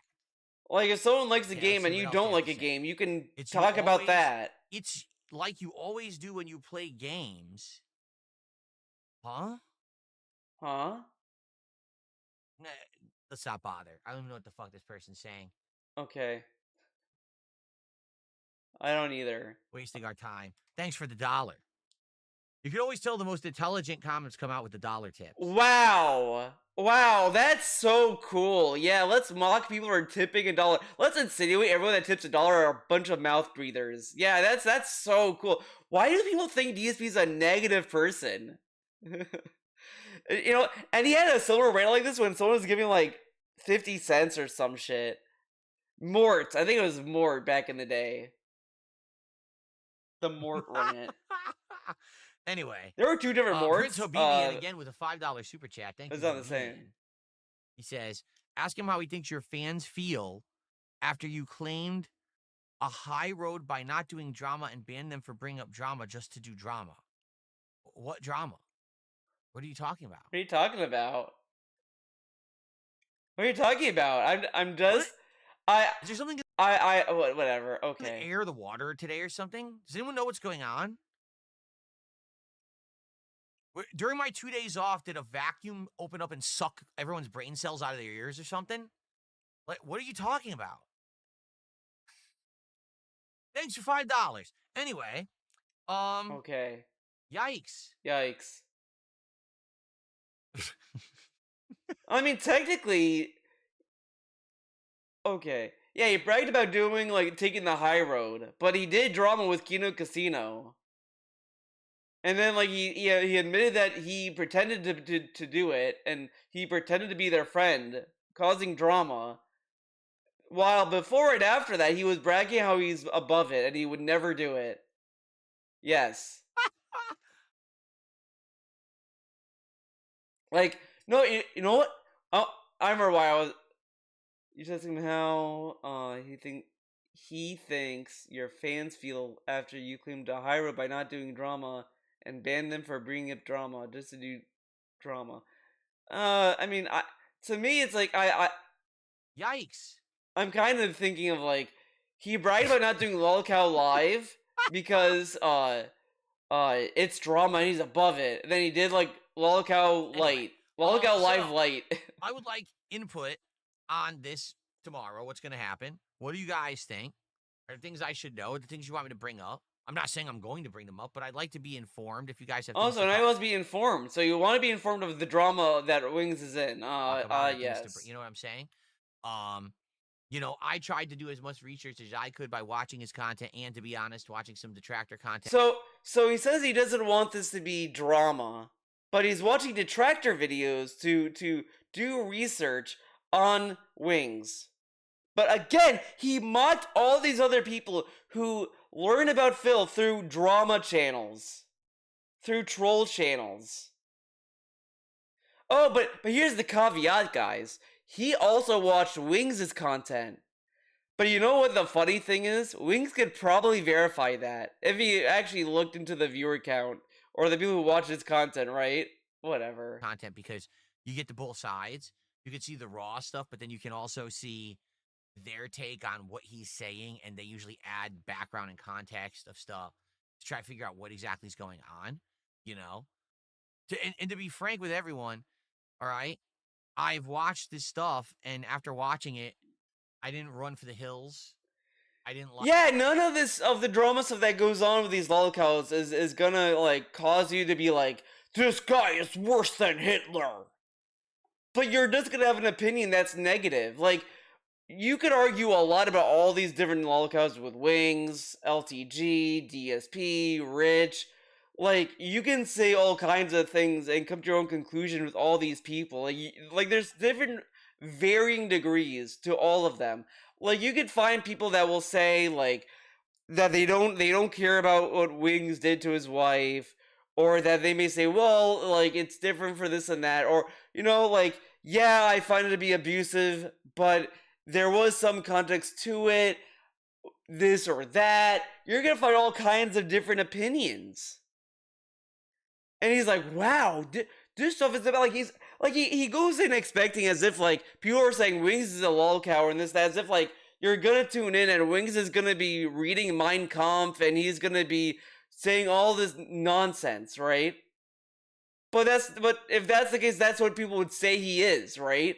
But he's not saying that because he's a lolcow and he's dumb and he's a piece of shit. All this stuff, like these are all different things. And like say, oh, absolutely not. Like there probably are some people that if I actually learned more about them, about what's going on with them and why people don't like them on the internet and shit, I'd probably be like, oh God, I don't want to touch that with a 100-foot pole. But in this case, I honestly didn't see much at all. And again, this is kind of like belittling other people's opinion on people, right? Like, yeah, these may not find it a big deal that Wings pushes his wife on the table, that one time, or that he slapped her hand or arm or whatever in that one video. Like that may not bother him that much. I mean, I will say, like, I don't know the context about the car thing. I've only heard about it a little bit, but I don't know the full context of that. The thing with him pushing his wife on the table, I said before, like, it's a really bad scene, and I think it's and I do think it's his fault. I do think that is abuse to the point of like you're not listening to your wife and you're just kind of like pushing out of the way for your own petty reasons instead of like listening to what she's telling you to calm down and trying to like do that, right? So instead of like being calm about it, he pushes her on the table as if she's like nobody. I mean, again, it's not like a good scene. But he's saying like, well, since I don't think that's bad, I don't see why people are thinking of that as a bad thing. Like I may not agree 100% about how a lot of people characterize it fully, but I do see where they're coming from. And I wouldn't say that they're wrong or that it's out of nowhere that they make these accusations of it. Like, again, there's a lot of like things you can discuss and feel about it, but he always like belittles other people's account on how they feel about someone. Besides things that people have been repeating for a zillion years and or stuff that I feel was blown way out of context. But maybe that's stuff to talk about too. I don't know.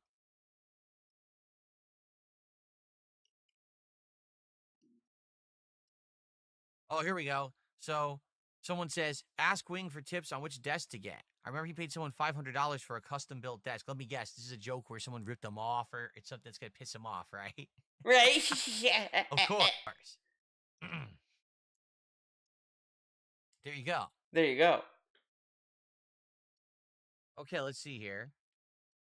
Sarah, thanks for 7 months on Kick. It's not an official re-upping, so I can't add that to our leaderboard, but I appreciate you being a member for 7 months. Why don't you count it? You know she's gonna pay you. Like, she's been paying for 7 months. Like, I just don't understand the logic. If you know that she's gonna pay... Seriously? Whatever. Someone just hit me $1, says PPP uses arts and crafts on his background and it looks awesome while yours looks low effort. You think that someone who had free time to do arts and crafts as an adult is a... Wow, this is like, you know what? I'm gonna say it. Maybe he already was he was willing to frame the arts and crafts question ahead of time as something for children and this, that, because he knew already that PPP had an arts and crafts thing behind his setup. So instead of like reading the question genuinely, he decided like, I know he's talking about fucking Kino Casino, so yeah, I'm gonna double down on the elementary school. And then when they actually said, well, PvP has it, he's like, yeah, see, he wasted his time. He's an adult doing arts and crafts. My guy, you had dumb fucks make you shirt designs. That's our arts and crafts?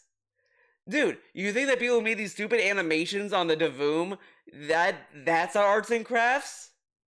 You realize that, like, art is a form of a craft, which is arts and crafts. Now in school, they call it arts and crafts because it's school. And they want to like label it, right? So that kids can know, yeah, this is art and you're crafting. You know, so kids can learn. But in the real world, it's just art. Now, I don't know the extent that Kyoto Casino is made because maybe it's a bit that they're doing. But at the end of the day, you don't have to take it that way, right? Because you realize, like, it's like saying, like, yeah, I go to a class every Saturday to portrait class, where we draw portraits and all this other stuff. Should I be embarrassed to do that? You know what? I kind of wonder his opinion on figure drawing.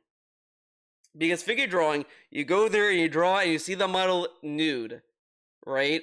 And I feel he would have a weird opinion on that. But maybe he'll think the question is also weird. Whatever. Is a sign of skill and or intelligence.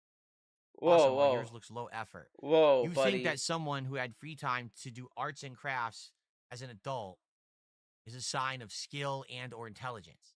You realize it takes skill and intelligence to create things, right? Like, you think that video games just appear out of the ether? They just showed up? You realize these things take like some craftsmanship to make. This is really stupid and kind of insulting.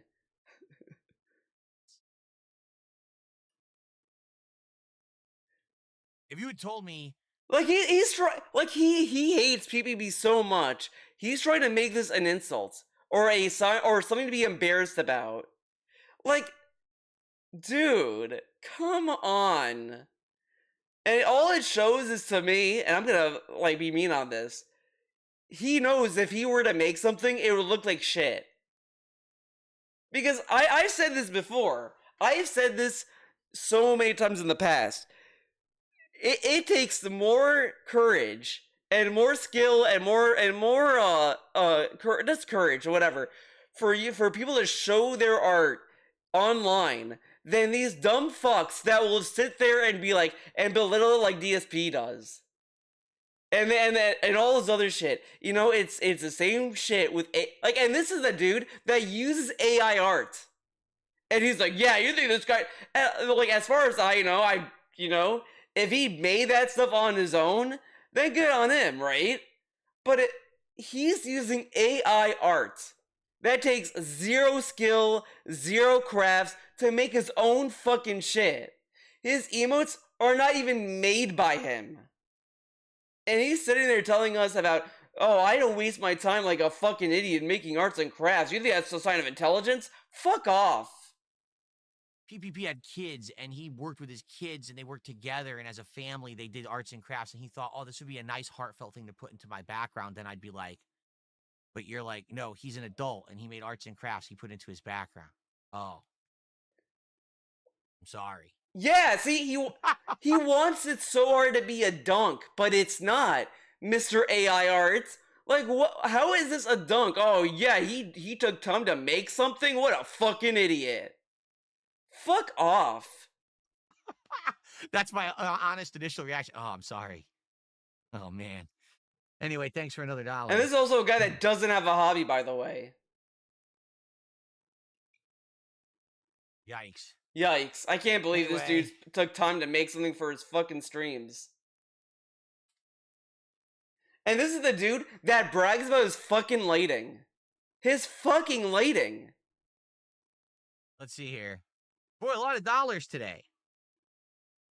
And then he brags... Dude, oh my god. He is saying this. He bragged about using fucking font. He bragged about using font on his streams. Yeah, can you believe PvP made something with paper mache or whatever the fuck? That's stupid. Guys, we're starting Pokemon Zach. Look at the hard work I put in. I'm using Pokemon font. Wow. Yeah, PvP should just brag about font. Benefit from this besides more trolls bothering him? Are you paying him? As I already said, I said up front to him, I offered him, to pay him. I said we could split whatever is made on that show, and he said no, he didn't want it. So that's him. I made the offer. I thought it would be fair. But why don't you give him the money then? Why don't you support him? Said, all I can tell you is what he said publicly. He said publicly. Like, I love that it has to be a business transaction. Okay. But why don't you go to his stream, watch his content, and give him money? You know, he was watching the raw content. Why didn't he support? If you enjoyed his streams, Phil, maybe he didn't. He didn't enjoy the streams, so that's why he didn't support it. Ah, okay. He said publicly that he is trying to get a boost for his channel. He wanted Battlefield to work. It hasn't. That Battlefield did not take off for him like he had hoped. So he's hoping that this will get more eyes on him and interest, in him. It might not. I don't know. I guess we'll find out. The way I see it, no harm, no foul. If it doesn't work, who cares? Big deal. It's one stream. No harm, no foul. It's not gonna hurt anything. I think what it is once you get to a certain point, you're like, how could it possibly hurt anything? What if it highlights what if it attracts more trolls? It can't, I love he has this mentality, like, oh, how could it hurt him? Blah blah blah. But when he perceived that he was the most hated guy on the internet, he couldn't possibly do interviews. He couldn't possibly do anything. He told Craig he had to go into hiding and cancel his DSP Asks It segment. That's what he said. But Wings, who apparently is so down and out that, well, what would it hurt if he did a show with me? I don't know, Phil. What harm did it do for you to do any other show during that time, or do DSP Asks It, right?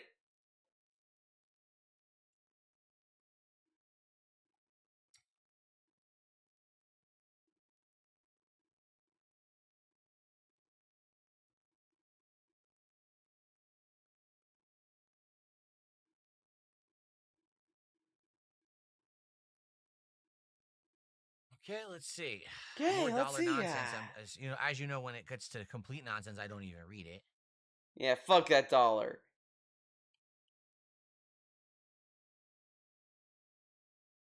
Hello?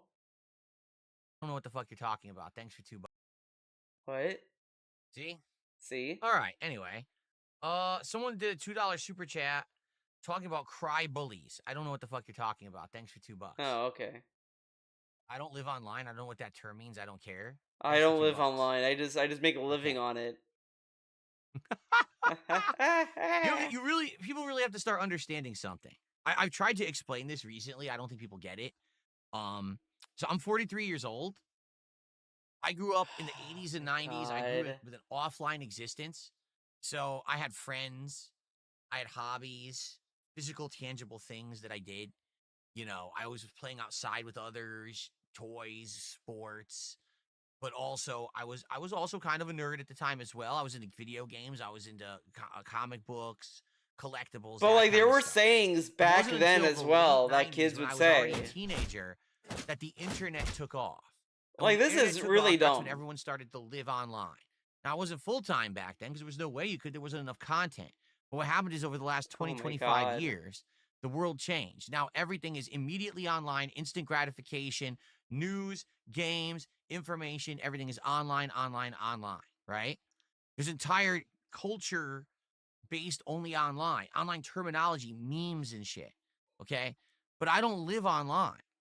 Do I have an online presence? Absolutely I do. I've been a YouTuber for 17 plus years. Nobody lives online. There are people who are terminally online, and there are people who just, stay out, but that's, it's a very specific thing. Before that, even, I had an online presence in the Street Fighter community. So, obviously, I have a huge digital footprint when it comes to being online and all of that. But I have a separation of life between when I'm online and offline. When I'm right now online with all of you, right? This is my stream. This is my business. He's painting a wide brush. He thinks that everyone's just on their phone all the time. There are people who are on their phone all the time to the point where it's unhealthy. But that is not everyone else over here. Ever. That has nothing to do with what happens inside of this room. And there are stuff that happens online that affects reality. What do you think bullying is? Kids will bully people online.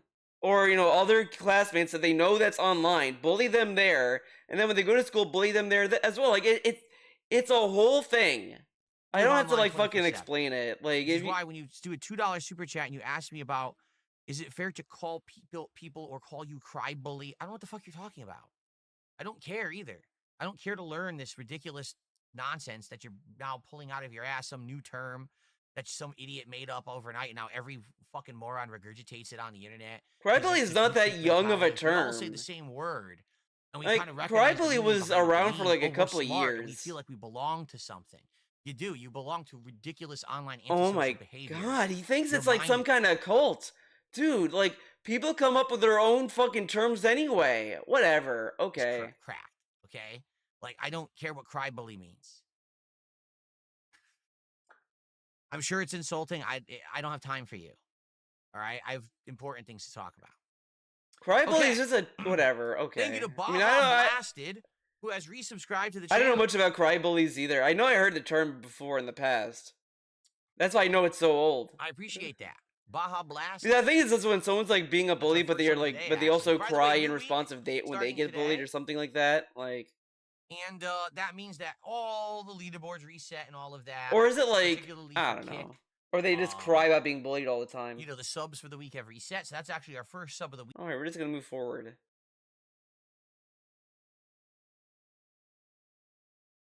Today, what I want to do, again, I want to ask you guys, or anything.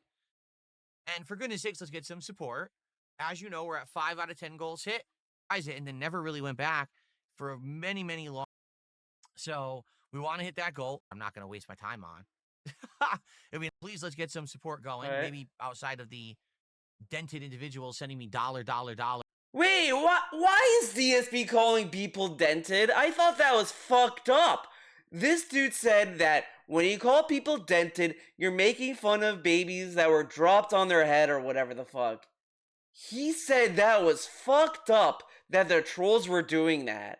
And now he's calling people dented. Wow. Phil, I can't believe. Remember, guys, he's very principled and moral. He has a lot of morals. That's why he went back on the moral of never calling people dented and how it's terrible. Like this, it's exactly this nonsense. He only wouldn't say a slur. Like, if he could say all the slurs, he would. If he could get away with it. Like, this dude doesn't give a fuck. He doesn't give a fuck about anything. And it's all a bunch of, dumb nonsense that I'm not going to waste my time on. It'd be nice to get some intelligent comments, or people want to talk about the games I'm playing, or just in general the fall season, or the Wings interview tomorrow, or, something smart. Something that takes a few brain cells firing off to actually, type and send. So we have a topic. Okay. I'm very appreciative. You don't have to tip a lot of money, but I'm very appreciative. Let's see. Yes.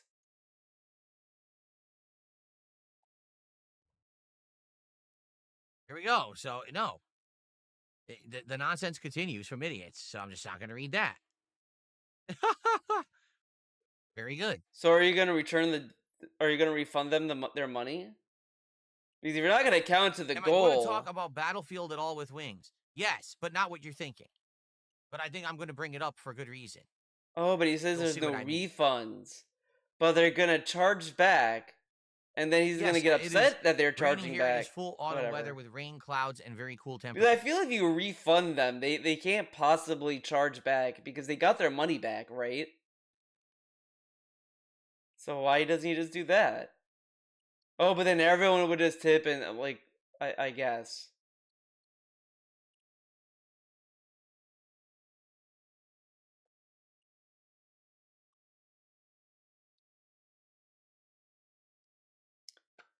All right, let's move on positively. Sorry, I'm sifting through a bunch of questions. That's why there's a little bit of dead air there. It's allegations. Let's hear this. Being a wife yourself, would you bring up the abuse allegations against Wings and his wife? What do you mean? What do you mean? Abuse allegations. He talked about this. He was like, oh, well, Wings had a Humpty Dumpty moment. And he was like, oops, I can't control myself. Because, when he watched the clip, totally, Wings was like, I can't control myself. Whoa! And then he pushes his wife onto the table. Because it was totally by accident. He was like, oopsies. Oopsies, doob. Okay, what abuse allegations? Let's hear this. The table just happened to be there. I don't know what to tell you. Are there actual ongoing abuse allegations? and evidence behind it. I don't know about ongoing, but I know there was like that. And then I heard about the one in the car where he like slapped her arm. Yes, I saw that PS2 turned 25 today. But again, I don't know the context of that. I know the context of the one where he pushes her. See, this I did not see. Buckwill says he hit his wife in a car when she honked at someone. When did that happen? Was that on camera? I've never heard of this. Well, what was she honking for? Like, when was he filming? When he was? Wait, when he was driving, she was driving. I'm so confused. No, everyone. What is there to be confused about? She was driving. She honked her horn. And he slapped her. That's that. There you go. Wait, what? Who was driving? Huh? Wait, what? Heard and seen the clip of is the stupid fat camp nonsense. Fat camp, right? From back in what was that? March, I think. April, February, March, whatever that was. That's what I've seen, and that's what I think everyone has seen. I don't know about what else you're talking about. What are you talking about?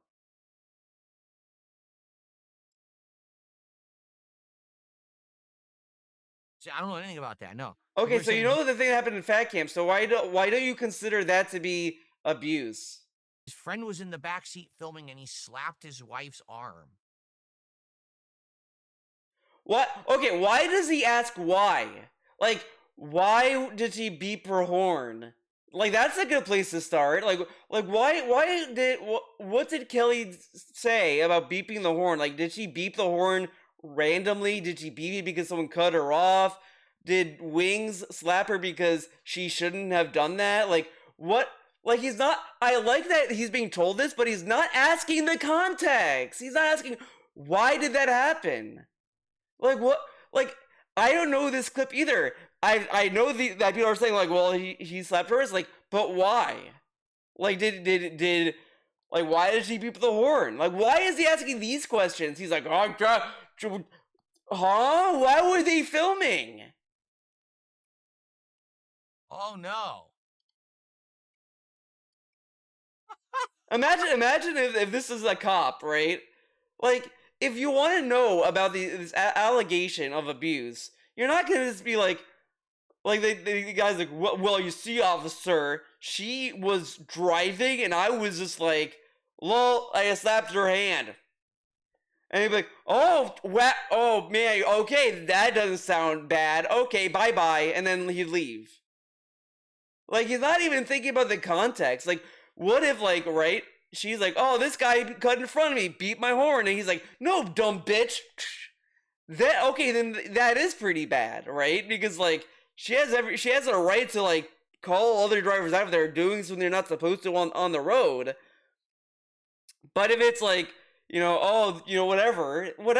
But he's not even asking in the context. Like, that's what I don't understand, because if I'm being told this, I would have been like, why? Like, what was going on in that scene that made it bad? Because, you could slap someone and out of context, like, yeah, that looks bad. Like if you're in a supermarket and you have your kid and your kid's like doing dumb shit, you slap the kid across the face. On the outside, someone will be like, wow, that's terrible. I can't believe the parent did that. But then if you're like, oh no, like, see, this kid like does this. I mean, I always slap him. I wouldn't like use like anything extreme or whatever. That's like one thing. But this dude is just being told this, not asking the context as to like why it's being seen in that kind of light. And instead of doing that, he's just downplaying the incident. But okay. What? Oh no. Alert. You know what? We're gonna go on a little field trip. Because I want to say DSP in the debunk stream.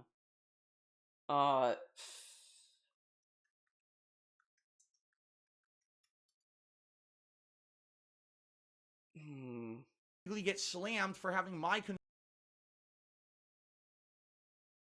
Where is the transcript? Can you do a transcript?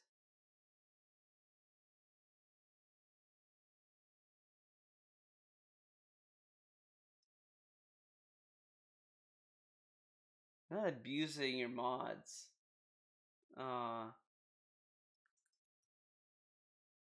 You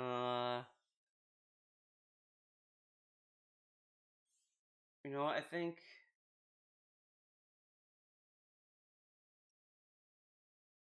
Actually.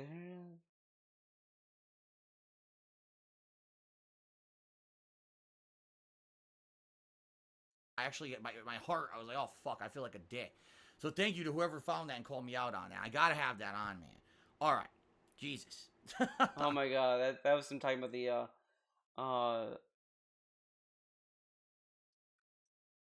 uh, the ring.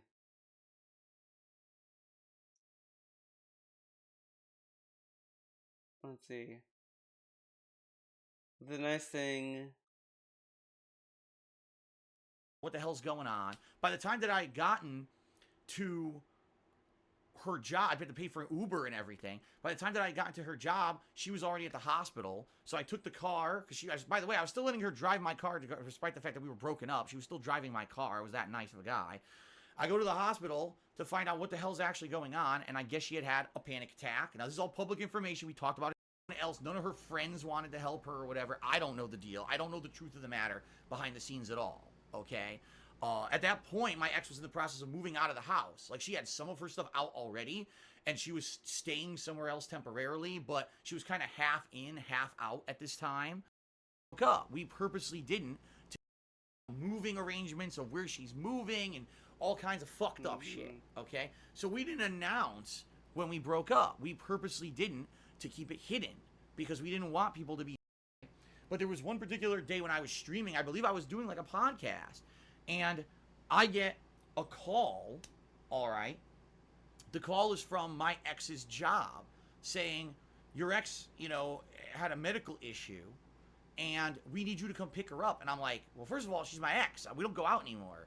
So why am I getting this call? So apparently there was no one else. None of her friends wanted to help her or whatever. I don't know the deal. I don't know the truth of the matter behind the scenes at all, okay? At that point, my ex was in the process of moving out of the house. Like, she had some of her stuff out already, and she was staying somewhere else temporarily, but she was kind of half in, half out at this time. So I was like, well, I guess I'll do the nice thing.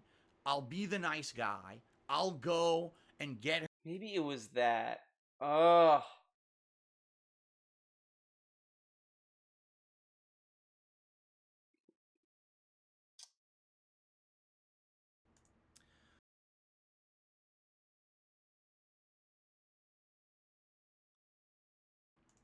All right, everyone. So Let's see.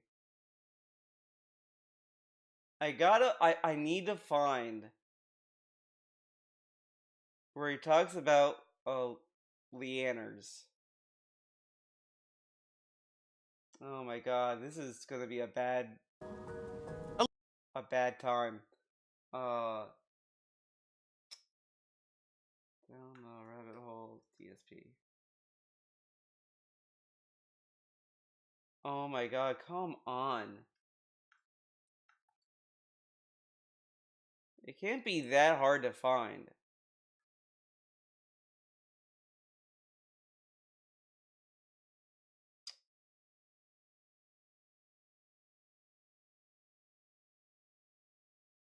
Okay, this has to be it. Continue to be immature, stupid.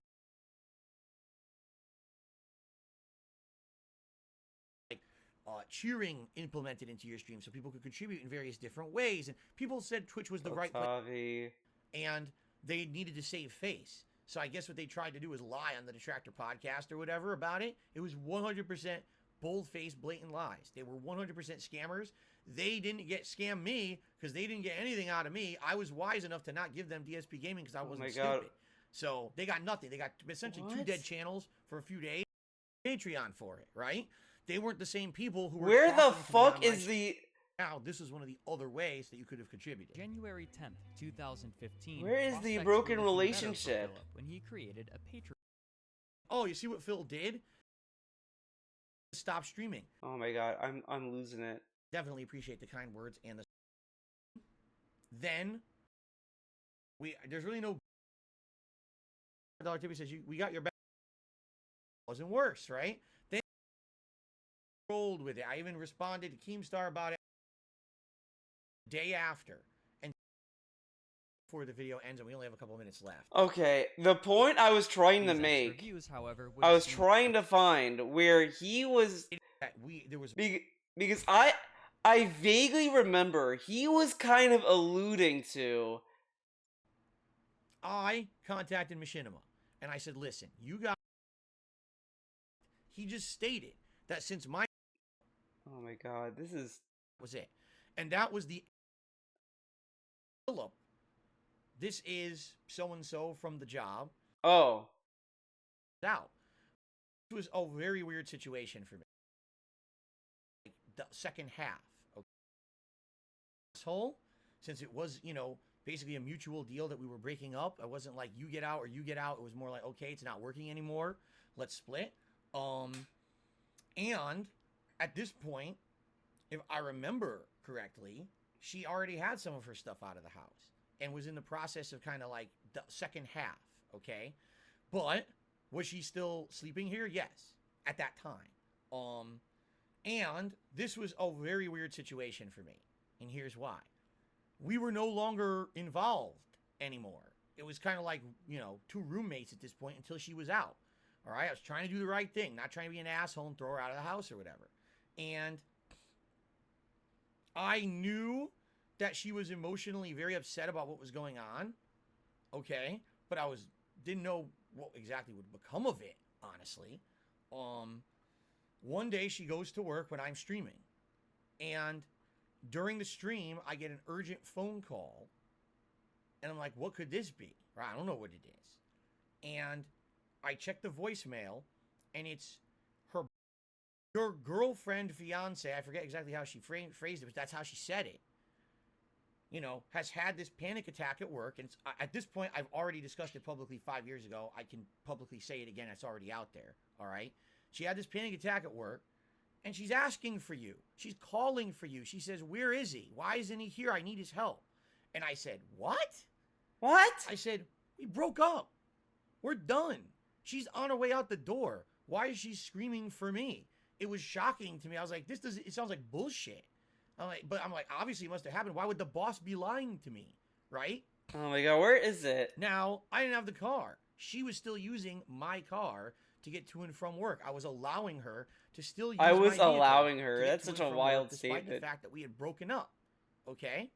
So, I had to find a way to get there. I had to get an Uber. I had got an Uber. I got there, and she was already basically fine by the time I got there, and they had said, we're going to take her to the hospital. No, I take that back. Completely wrong. It was the opposite way. They had already taken her to the hospital, stuff from the job, so I went inside, and I had a discussion with the manager, and the manager was literally under the impression that, like, she was calling for me, she really needed me, and all this shit. And I was like, why? We're broken up. I don't understand this. I just didn't get it. It was blowing my mind. Like, why is she acting like we're still together? We're not. It's been, a while that this has been determined or whatever. So anyway, I got the car from the mall parking lot. I drove it to the hospital, found her in an emergency area. And I already told this story in that vlog 5 years ago, but essentially I was blown away by how bad healthcare was. Essentially, they just gave her pills to calm her and literally had her sit there for 5 hours and do nothing. No doctors came and helped her. No one talked to her, no counseling. Okay. Just sit there. So she sat there for 5 fucking hours doing nothing. And then finally they released her and said, just go home. No, you guys that she was okay. People cared about her. She was a part of my life for a very long time. She was a part of my content. Her decision if she had a public presence. To discuss that with the public is my fault. I shouldn't have done it. The truth of the matter is my mind was so messed up at this time that I didn't know what to think, what the hell was going on. All right. Like, it was just the whole thing was so confusing to me. All right. And by the way, no, it's not like, I wanted to get back together with her or anything. That was never on the table. It was just like the weirdest situation. It's like she called out for help when she needed it, but then that's the only reason that she called. You know what I'm saying? Like, she told her boss that we were still together and everything because she really had no one else to help her. And I think that is kind of manipulative. There it is. We had already broken up and everything. There it is. That's what I was. I couldn't figure out what he said, but he because I didn't want to say straight up that he accused her of abusing him or anything like that. but he accused her of manipulating him. Well, I mean, which is a degree of abuse. And everything, and I feel manipulated by that. Like, she was trying to use me for a little bit at the end there to try to get as much help as she possibly could. Maybe that's not to be blamed because Which is, like, insane. Insane when you take into context as to what happened at that point when she, went to the hospital. Because she probably had him as an emergency contact. We don't have to go into, like, full detail about this. But that was, like, why I wanted to find that part. The authorities. What? Oh no! Like, look, this is how I was reacting. Alert the authorities! Quickly!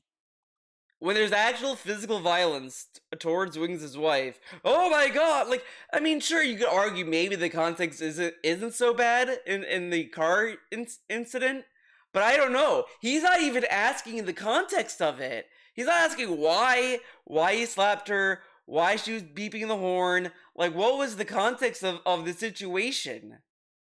Like, and also, like, how did she interpret the slap? Like, there's all these things that you can ask about this, and he's just like, oh, no, like, he's downplaying it because he thinks the slapping isn't that bad of an offense.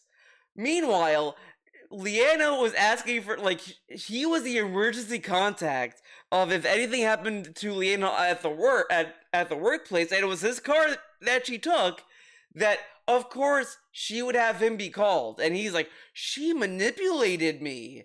This little arbitrary thing, he's saying that was manipulation on Leanna's part. But this, I don't know, guys. I mean, you know, who doesn't slap their wife when they're driving the car, right?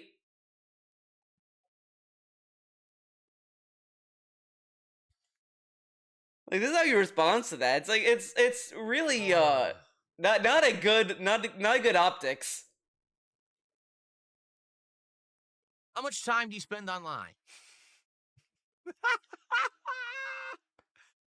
And also, like, he says, how much do you spend online? Like, you don't even at least assume to say, well, that does look pretty bad. You know, not a lot of people would, like, smile and clap when they see a husband, like, hit their wife. Like, I mean, maybe if they knew if they knew the couple and they understand, like, the context and this, that's one thing. But again, like, you're watching a clip online and you see this, you're gonna probably be like, oh my god, that's fucked up. I mean, again, I think the thing where he pushed her on the table, I think that was pretty bad. Like, the thing in the car, I don't know the context as to why he slapped her, why she beeped her horn, all these things, the angles of that, because, like, you know, there could be something there, but I think just him pushing his wife on the table, it just shows that he can't control his anger, and to do that is pretty bad. But he's, like, laughing at this, and it's like, you're not gonna, like, think about this on any other level than that? Like, okay. How much time do you spend online, folks? Really? Really. Can I ask you that? And his wife came from abuse. Oh my and he doesn't, like, think about any of this, like, okay.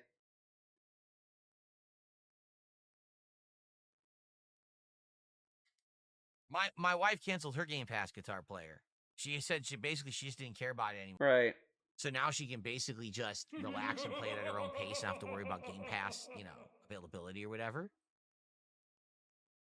Well, then you get it. Oh, by the way, thank you to Be More Righteous. You did send some kicks earlier, right? And I didn't put them on. All right. Super chat, thanks for that. Appreciate that. It's 300 you sent. Thank you. That gets us up to 28. And then we have a troll doing a $2 super chat. Thanks for that. Appreciate that. I received a $10 anonymous tip. Today's my birthday. I got engaged over the weekend and had a great time. Welcome back. Well, congratulations on your engagement. Here we go. That is awesome to hear. I hope that everything's going well for you. Maybe you're planning out some awesome stuff. And that is awesome news. Thank you for the support. And I'm glad to hear that you obviously had a pretty good weekend, right? Right? Sweet. So that's where it should end, right? But no, DSP does DSP things. Awesome. Thank you for the support as well. But hey, I think that your engagement news is more important than that. Okay. Good on you. Good on you. Here's a question, and you don't have to follow up and answer if you don't want. Then don't answer. I'm just don't curious, ask. With the crazy economy and the inflation and all the prices, you got engaged, but are you I don't know. How much is ice cream? I see everyone talk about inflation, but are people still going to get ice cream? I mean, I think that should be the measure of inflation. If people are still going in line to get ice cream, then there is no inflation. It's Burnell comment. Oh my god, I can't talk. Burnell economics. You know what I'm saying? actually considering getting married anytime soon, or are you actually going to hold off? Because obviously the only way to get married is do like expensive, extravagant ceremonies. There's no other ways to do it. No other ways to finance it or anything. Whatever. Curious because man, like I can imagine the cost of just trying to do like a wedding now. Maybe they don't need to do a ceremony. They could just do a small little thing. Booking of anything. You don't have to do that. I mean, it's probably a nightmare. You could do it in a nice, find a nice little place. You go to a little park, and then you just get a person who can do it, and there you go. You don't have to, fucking rent out a church and go to a big restaurant. You don't need to do that. Keep in mind, you could always... And then this is the guy who got married in his parents' house. He got married at his parents' house, and he's like, oh, how can you afford this? Just do what my wife and I did and do a little private thing just for your family and closest friends. It doesn't have to be a big to-do. Yeah, I'm sure they have a lot of close friends. Like a lot of people think. Who came to their wedding? In America, we've made weddings more about the people outside of the wedding than the people getting married in a lot of ways. Right? Dude, it has to be this big. This is so dumb. A lot of that comes from the couple that wants their family to get along and have a good time and all this stuff, which can mean many things. We need to go to this nice venue. I just want this nice place because I want this to be a nice day for everyone, and this that's just what they want. And sometimes it goes into different shapes and sizes. It's not that deep. Social event where you invite 1 million people, and you know what I'm saying? You have to have a giant venue with music and food and all of that. You realize that's not what weddings ever were meant to be. But that's what they want. Weddings always took place in the backyard. You could have this opinion, if I'm getting married, I don't need to have this big fanfare. That's fine. You could have that opinion. But come on. House. Or, at the church and you just go home and you hang out. It wasn't meant to be a giant festival of spending. But that's somehow how it became in the United States. It became this commercial thing that put you into massive debt for some reason. I don't know how it became that way, but...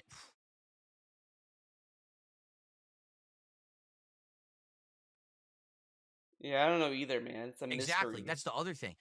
Wedding stuff is so expensive on purpose. Because these companies feel oh my god, this is your one of course. Can you believe that? Crazy. Huh? He's going to tell his audience he's behind on taxes and use the money to get married instead. Who, me? Me? That definitely didn't happen. I mean, you can argue it did because you're an idiot, but you'll never have any evidence of that because it didn't happen. Okay. And why did you say it like that? Why didn't you say you told your... Because the person before him said he's gonna get married, dum-dum. Audience, oh my god. Taxes, but you used the money to get married. You worded it wrong. Oh my god, you didn't get the joke. Why are you so confused? Prince Abib, you're giving him way too much credit. Why are all my trolls so slow? He was talking about the other guy. It's so obvious. Insane because they can't even type right. You didn't even phrase it correctly. He needed to say the $10 tipper or whatever the fuck is gonna do that. Yeah, it did. Okay, it happened, huh? Okay, so prove it. Prove it now. Can you prove it? Can you prove that I said that I was behind on taxes, I needed some money to pay them, and so I raised money on a stream, and instead I put that money towards a wedding? Can you prove it right now? He doesn't understand the chain of events. So you're a fucking idiot. He was talking a lot about taxes, the back taxes, all that. He then takes a week off to go to Connecticut, gets married. And sure, he could, arguably, his parents paid for that. But he doesn't understand how it looks when you're going on streams like, guys, my back taxes, the taxes. And then you come back, guys, I got married. Like, he doesn't understand how that looks. You have to, like, kind of spell it out to him like he's a 2-year-old. Like, he doesn't even understand how it looks, how someone can think that's what happened. Idiot. You made it up because you don't like me, so you just made up a narrative. There's no way you could prove it because it didn't happen. No one could ever prove it. You're a moron. And no one can prove that his parents paid for it either. I made an accusation. Yes, you did. Now, where's your evidence of said accusation? Well, I don't like you. I don't need evidence. That's what I deal with every day. But get a load of this. We just don't like you collectively, so because of that, we don't need evidence. We just believe that you're a bad person. Watch this. Yeah, but that's not actually, like, evidence of anything. You're just stupid. You just showed that you're part of a mindless groupthink mentality of people who don't like me. You're just, again, terminally online, always connected, plugged in. He learned the word. He learned terminally online. Guys, he learned an online lingo. He must be terminally online. He learned a lingo. He learned the word. Like, what are you talking about? And then he learned what $5. He learned what terminally online meant, finally. Have no evidence. I thought you had no time to learn this online slang. Oh, man. Oh, man.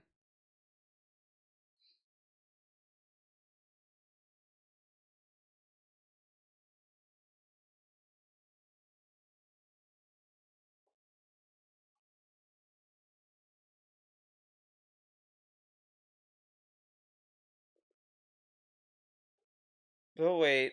Hold up. Just wait. We have an entire generation of people that their entire life has been plugged into the internet. So they actually think that it's, like, important. They actually believe that the whole lolcow culture is important, that this crap of online drama is important.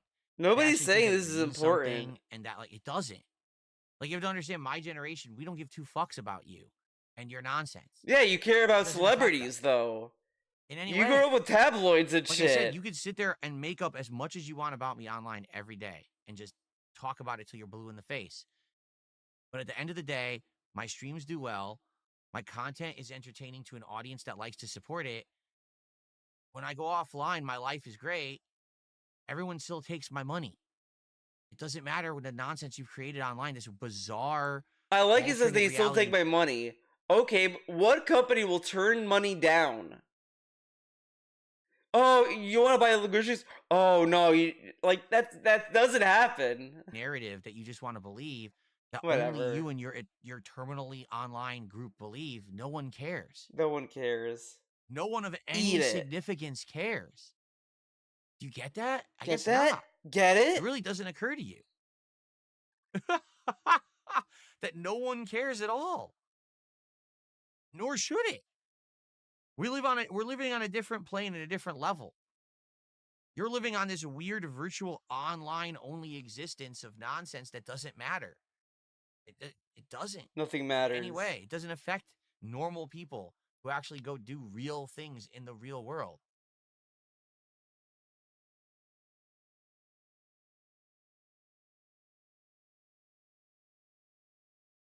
All right. It's just sad. You look at humanity, you're like, dude. This is people. This is people. This is people. They're real. This is people. Swamp Dog Clyde did a $2 super chat saying, "This is the content I enjoy." Well, everyone enjoys narratives and stuff. Like, you actually created that narrative. That's what they like or don't, but what? The thing that gets me is the zaniness of the narrative and stuff. Like, you actually created that narrative. So for those people who don't know what's being referenced here, so in 2019, I was not doing well. All right, in 2019. So you knew what he was talking about. Like, prove it. Okay, back then I did have tax problems. My content was struggling because I was transitioning from what he's arguing, or what he could be arguing, but he's like really dumb and he can't like really enunciate or talk. is this immediately. How do you know that I took the money I wanted for the taxes and put it towards the wedding? Like, sure, nobody can prove that. It's just the reason why people think that is because you were begging for money to pay off your taxes, and then you went away for a week, and then you got married. That's what people are talking about. That's why they think that. He doesn't understand that that's what it looks like.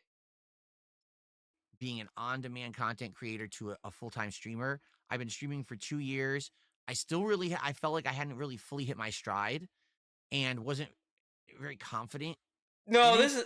I know my setup sucked. The visual. This is bullshit. He was proud of his setup. He said that he knew what he was doing. All this shit. Like this is complete like fan Quality fiction. sucked. Like a lot of stuff was bad. So I was struggling to make ends meet. Financially, things were falling apart. Okay.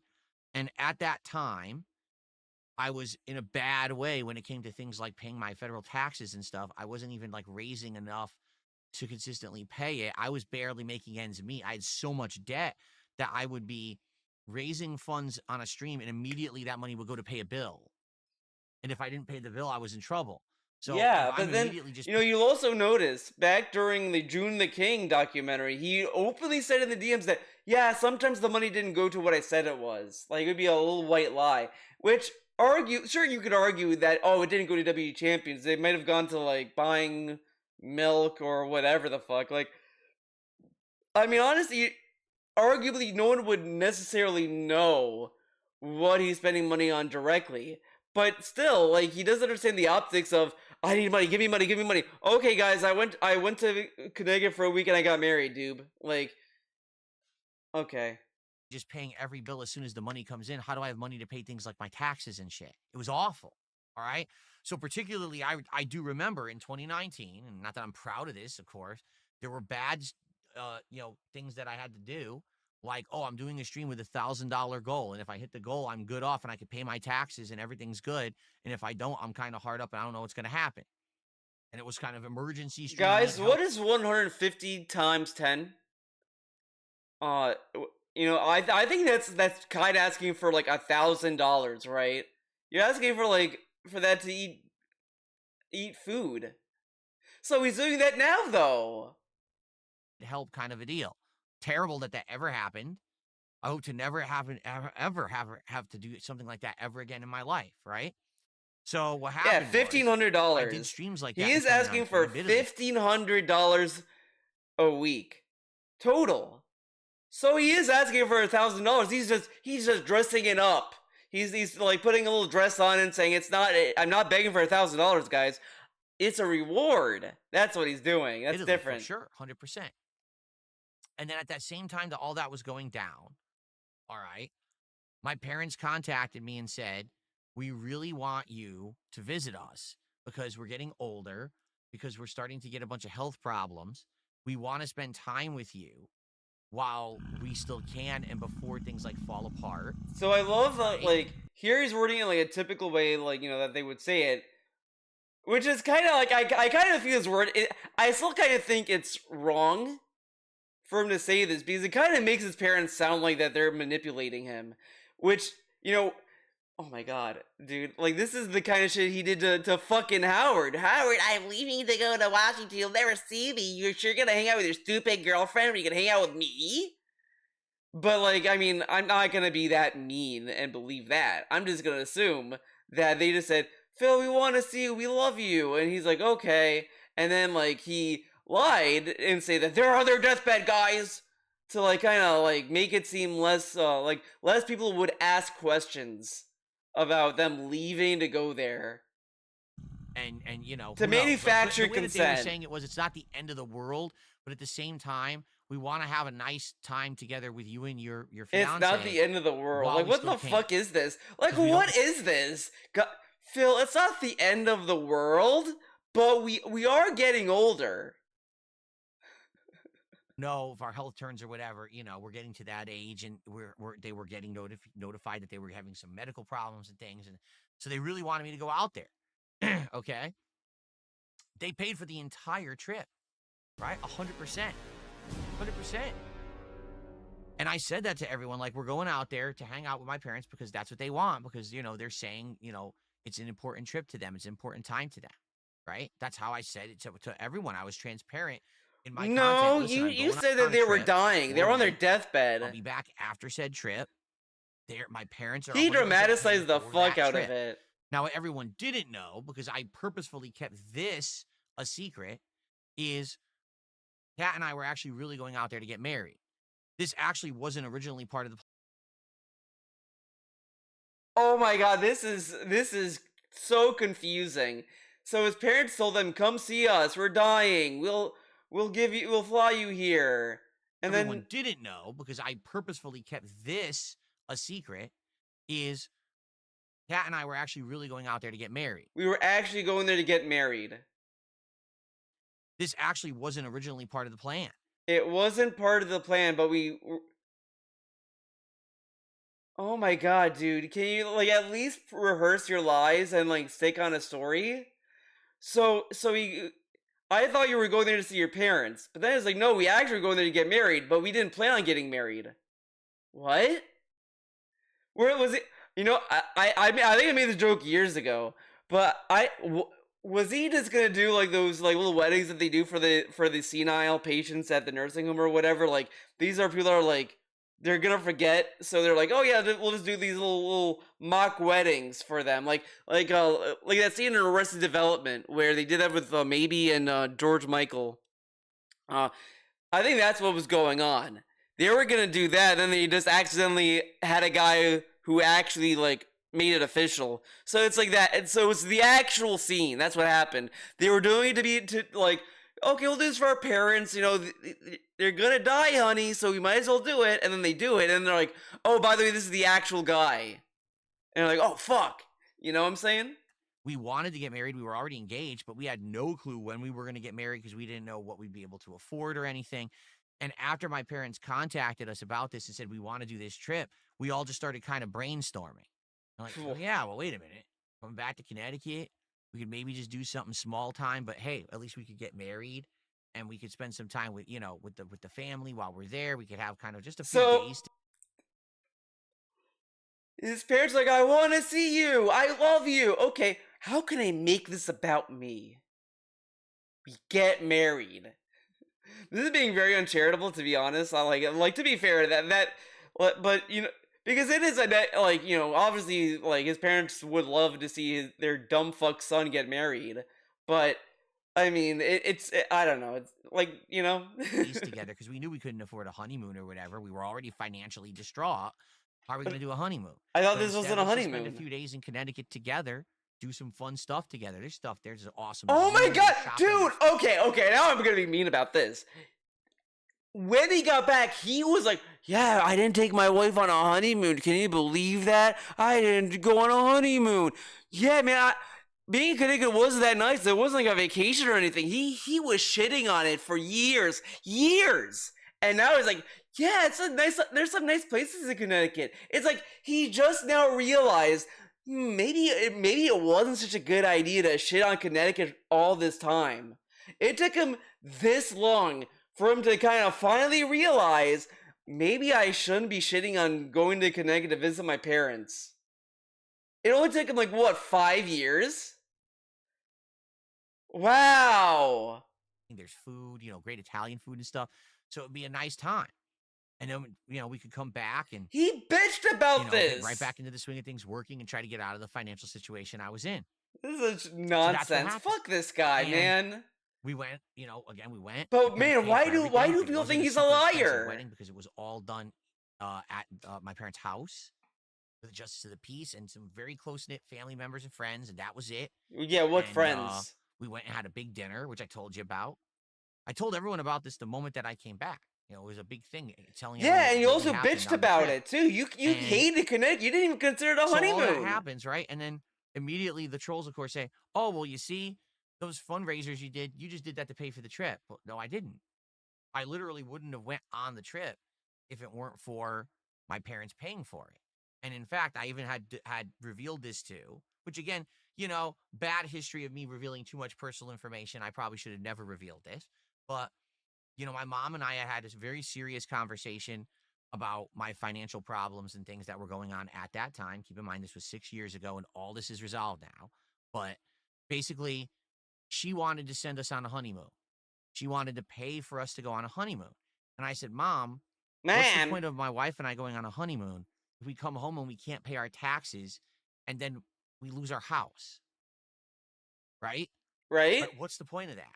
I said, if you're going to give us money, we got to put it towards the thing that's important, keeping our house.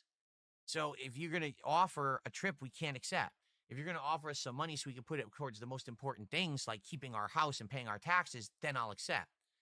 And that was the discussion we had, and she was basically very upset. She wanted us to go on a honeymoon. I'm like, well, what do you want me to do? That's not the life I'm in right now. You know? The federal government ain't going to be so happy. Oh my God, this is like from me, but then I went on a fucking trip. So dumb. You know? I love he's talking to her like as if she's a fucking idiot. Yeah, Mom, you know what the fucking taxes are? You know what the IRS are? Do you know what they are? Fucking dumb bitch. Hello? You know, that's not how it works. Do you know how taxes work?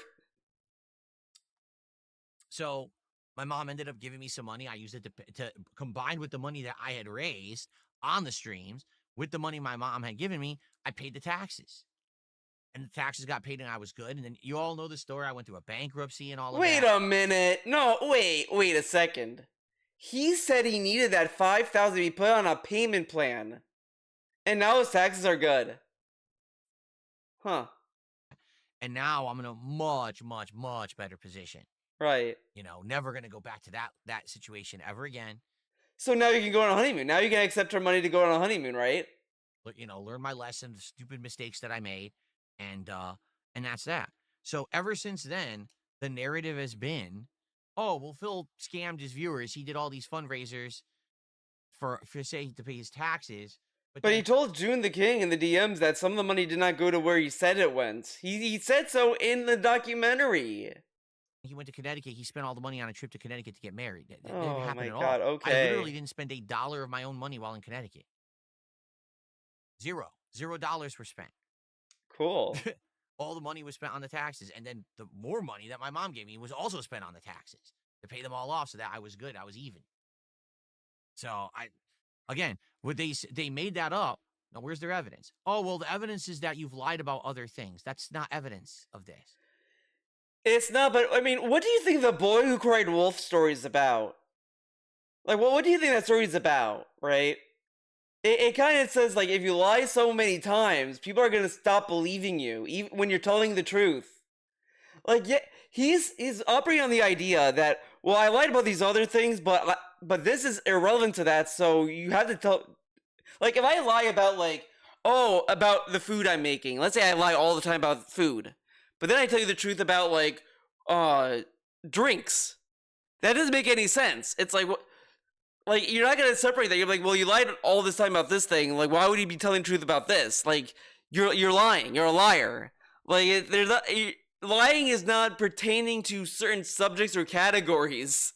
Lying is lying. If people think you're a liar, they're just gonna say that you're lying no matter what you're telling them. Because it's a thing he keeps taking for granted. Like, it's as I said before, he announces he was down from the rafters during the June the King documentary, and thinks that, well, since I came forward on that, everything I say after is the truth, guys. I'm telling you the truth. But you lied about that account for years. Like, who knows what else you're lying about? Like, you can't play fast and loose with lying. Like, this is, like, why, there's literally a Powerpuff Girls episode about this. And it's in the newer season, so of course you would miss it because it's, he's super duper old at that point. But there was an episode where there was a villain that was, like, about white lies. Where, like, the more lies that the girls were telling to people, it became a bigger monster. Like... And I think that would be a message that would be lost on him. They would have to spell it out like he's a little baby that he can't understand. That's like saying, so someone once did something bad. That's just evidence that they've always... But it's not just once. You lied multiple times. Like, you're not lying... Like, you didn't lie just one time. He went on the fucking Side Scrollers interview. He lied during that interview. He lied throughout the allegations of WWE champions. He has lied multiple times. There's no way that you can get away with I lied only one time, guys. That is insane. That is crazy. Always did things bad forever. You can just infinitely accuse them of anything you want forever because you think that they did something bad once. No. But you've lied multiple times. He has lied more than once. For sure, definitely. He has lied more than once, and he admitted to lying more than once. Okay. In reality, in fantasy, in a court of law, that's not how it works. Like, nowhere does it work like that. Only in your broken, twisted, terminally online fantasy world of circle jerking detractorism does that actually like hold water. Detractorism. Normal people don't think like you because normal people aren't stunted. They didn't grow up online. They actually did things in real life. They needed intelligence to do them. You know, it's the problem with this generation. But you talked about how you lied multiple times. It's pretty sad. This is the world we're growing up in. Everyone around me is like half retarded. They can't even do basic shit. Okay. Very cool. I want to say it goes on another like mini rant. It's amazing lore that these people have fabricated. And there you go. So then people bring up the 10-year plan, right? So the 10-year plan, this is great. It's amazing lore that these people have fabricated. Yeah, we made up the 10-year plan. that people have brought up time to time again from this visit that I had to Connecticut. During the visit, when I was talking with my mother about we can't go on a honeymoon, my mom said, well, listen, if you're really in this financial distress and all this is going on, you have to find a way to get yourself out of it. You can't just be stuck in it forever. So we need you to figure this out. And I said, well, we can have like a 10-year plan. And what it could be is within 10 years, I'm systematically taking steps to get myself out of the realm of online content creation and transition myself into some kind of an offline job or career so that I'm not beholden to people on the internet anymore. And I don't have to worry about.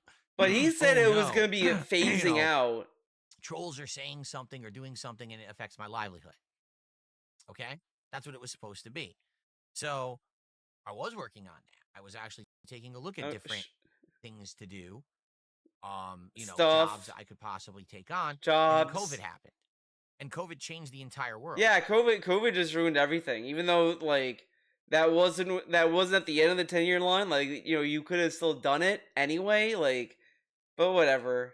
Okay. COVID 1,000,000% changed everything. All the opportunities and things that would have been disappeared. All the jobs dried up. Careers and things are gone.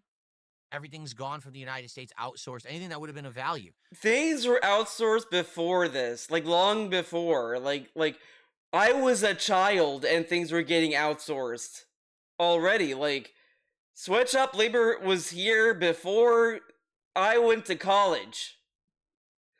Like, come on. Like, just take a look around here at what happened with places like Boeing. You know, a place where, oh, that's a good place to work. Not anymore.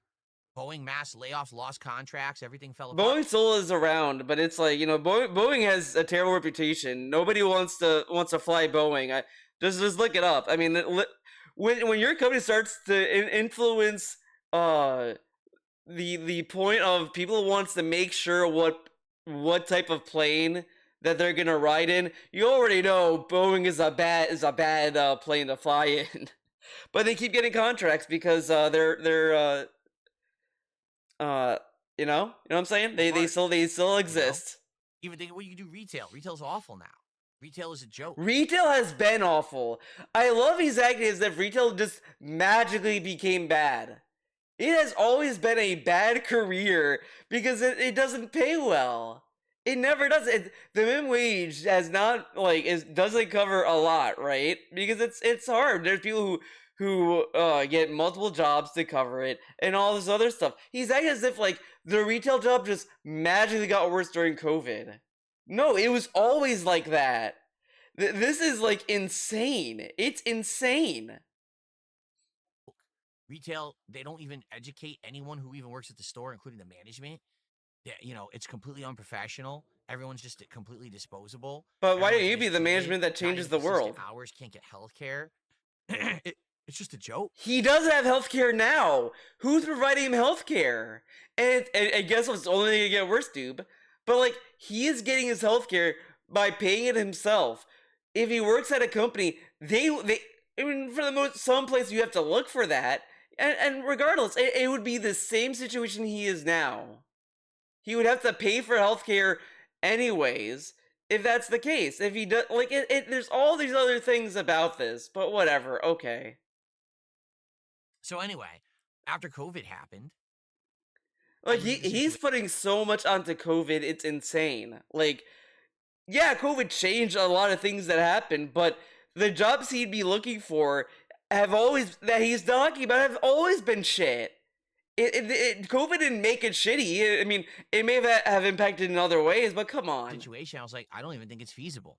I actually think it's a good thing I didn't jump out of content creation and go to an offline job, because I probably would have lost my job and I would have been completely But it was within a 10-year plan, which tells me that he wouldn't be out of content creation until the end of the 10 years.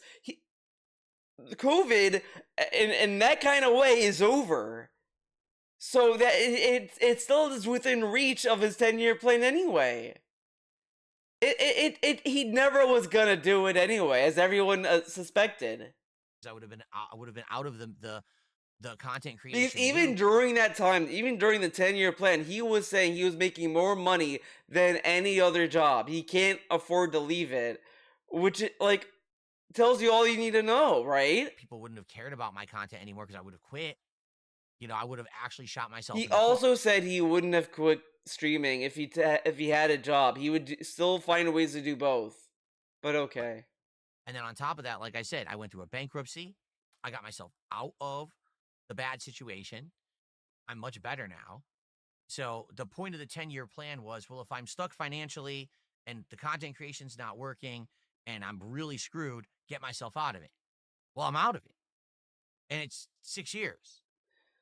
But just remember, the reason why his mom gave him that idea is saying, well, you shouldn't be beholden to trolls and what they do. And he tells us that trolls fuck with him all the time. So he's still at the mercy of online. He lost his Twitch account. He lost money to make on Twitch during this 10-year plan, by the way. Like, what's he gonna do if Kick kicks him off? What happens if these people stop giving him $150 a stream?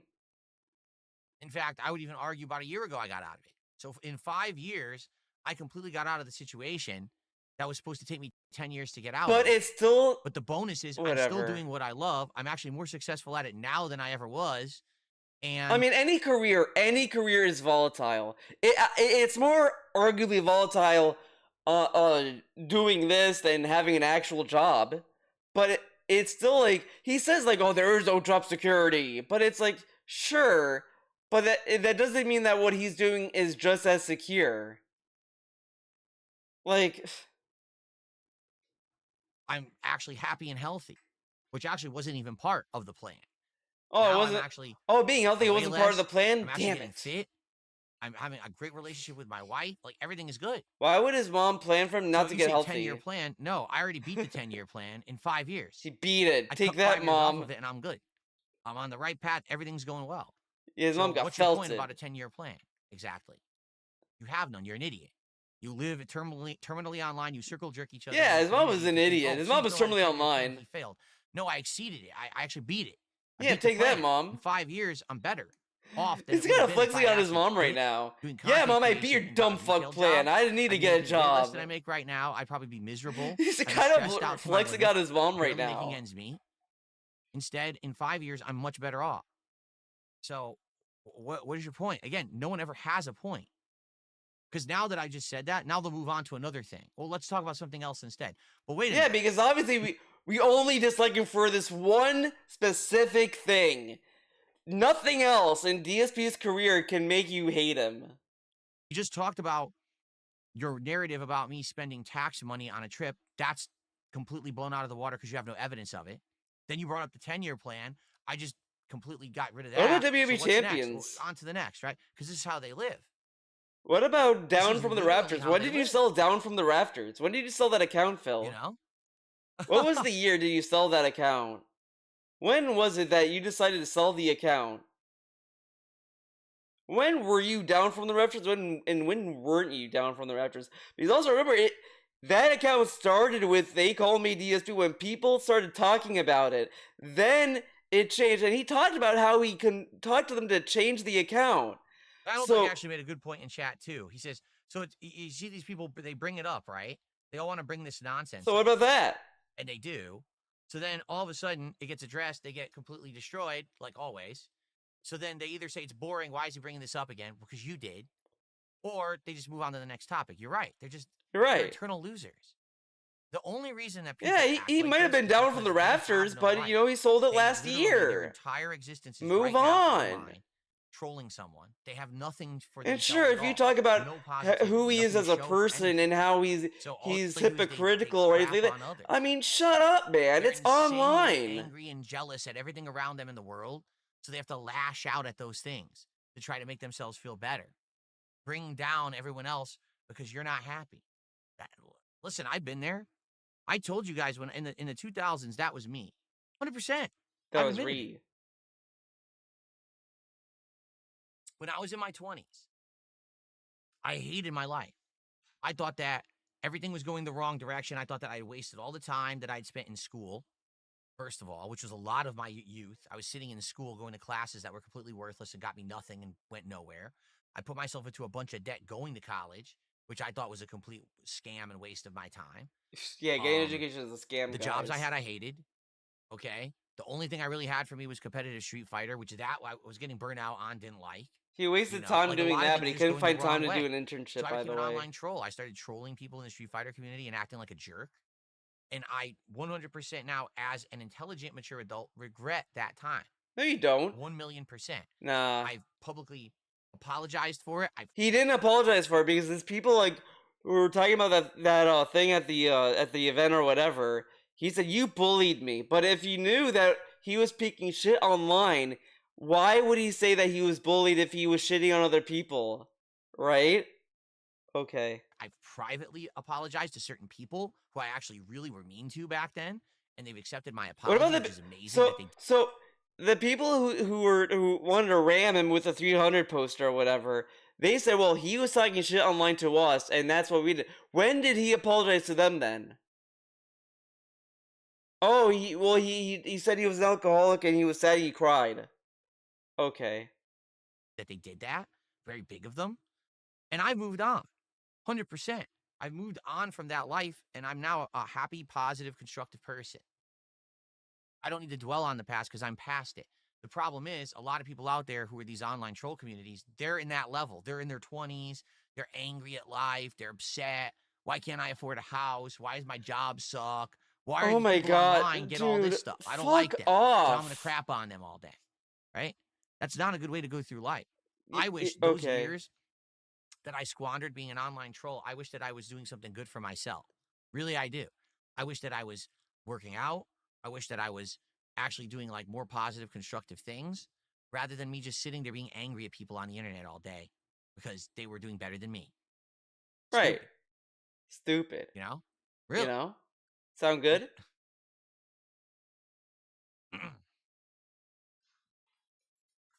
Alright, is that it for this dumbass fucking cope session? I knew this was gonna be a long video. By the way, I got another 5. I can't even like send that back if I wanted to. Prior generation that had a realization moment, he became like, see, here's the thing. Someone tipped $2. He says, so you've reached the back in my day and kids these days part of aging. I remember Howard Stern made fun of the prior generation that had a realization moment. He became like his parents. I remember he used to make fun of the older generations for being out of touch. I think everyone has that moment. They are out of touch. Have that moment. When you look back my God, past, you realize how the shit I hear from him, he's out of touch. You were like knee-jerk reaction, emotional. And now that you get older, you mellow out and you get more mature and you get more wise and you realize there's better ways to handle things and you don't always have to be a jerk. He's still a jerk. Really. I think everyone has that moment. And to some extent, I'm going to agree with you here. I think when Howard Stern matured and became more like his parents, he got boring. Is when you don't care about him anymore. It's like, dude, you sound just like your parents and that was who you always said was bad. Well, listen, number one, I'm going to tell you right now, I don't sound like my parents. I don't. I hope they don't. Oh My my parents god, and I imagine never if they really sound saw like eye to eye him. on many different Jesus. things. And you know, the way that we, you know, this, God I damn it, don't sound like my Lena, parents, but I definitely the agree. trolls Like, got me at young work Phil was just again. kind of like raging constantly, always upset about something. Life is I knew it was unfair, that one you person. know, I don't know. kind of a mentality. And now it's more like, I've gotten older, and I feel like I don't want to do the kind of content I used to. Like, that's the other thing. Well, Phil, if you said sexual commentary and made racial jokes and did all this stuff, you'd be more entertaining. Yeah, I'd also be an asshole. But you are an asshole even without doing that. I'd be an immature, loud. But again, what does it mean when you just talk about dudes' dicks and balls and butt sex and all this other weird shit? What does it say about that then? That's not sexual because it's a man? Okay. Oh, but he's not into it. If you're not into it, it's not sexual. Asshole, which I don't want to be. At one point in my life, that's what I was striving to do because that's what I thought people wanted on YouTube. But I've been around for 17 years. I've laid the groundwork, and there's enough tenure there, and there's enough experience there. People don't need to hear me be like that to be relevant. I don't have to be some idiot to be relevant. A lot of people do. A lot of people have to be loudmouth, blathering idiots, just screaming at everything to be relevant. I don't. I can be chill. Yeah, it needs to be done screwed to be relevant. There are times, but he begs about people to take him seriously, though. Energy and stuff, you know what I'm saying? But not all the time, and certainly not extrapolating, over-exaggerating just for attention. He does do that, though. And that's something that I think I've earned. 17 years of my life that I put into content creation that I don't have to be an asshole anymore, you know? But you are. I got another $2 tip. What would you say was your worst year of your YouTuber streamer career? I mean, the year before I started doing Are you Twitch talking streams. emotionally? Are you talking psychologically? Oh my god. You know, when I moved across the country, now all of a sudden he's like the whipping boy, the villain of the internet. Everyone laughed. Business fell apart. That theft was going on. Wow. I want to dwell on things that are good. Bankruptcy and shit, which is all fucked. You know, all kinds of stress and shit that I went through. What? When I was going through all kinds of crazy stuff at the same time, like getting identity theft was going on while I was trying to go through a bankruptcy. I would rather think about the things that are good in my life than dwell on the things that went wrong. To close the window a bit. We'll have to see. I like how he says that, but he did talk a lot about where his life went wrong. A toss. Badge forever over on. Let's go. Let's get. Is it a $2? All right, I think that's it. Perfect. Then we got one of each.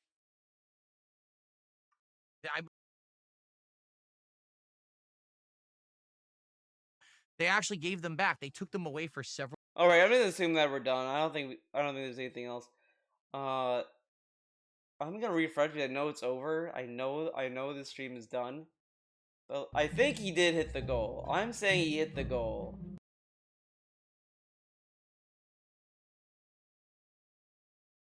Imagine if he didn't, though. It doesn't seem like a whale showed up. I mean, I guess this is like 5 gifted subs. Whatever. That is it for this video. Thank you for watching. It was a long one.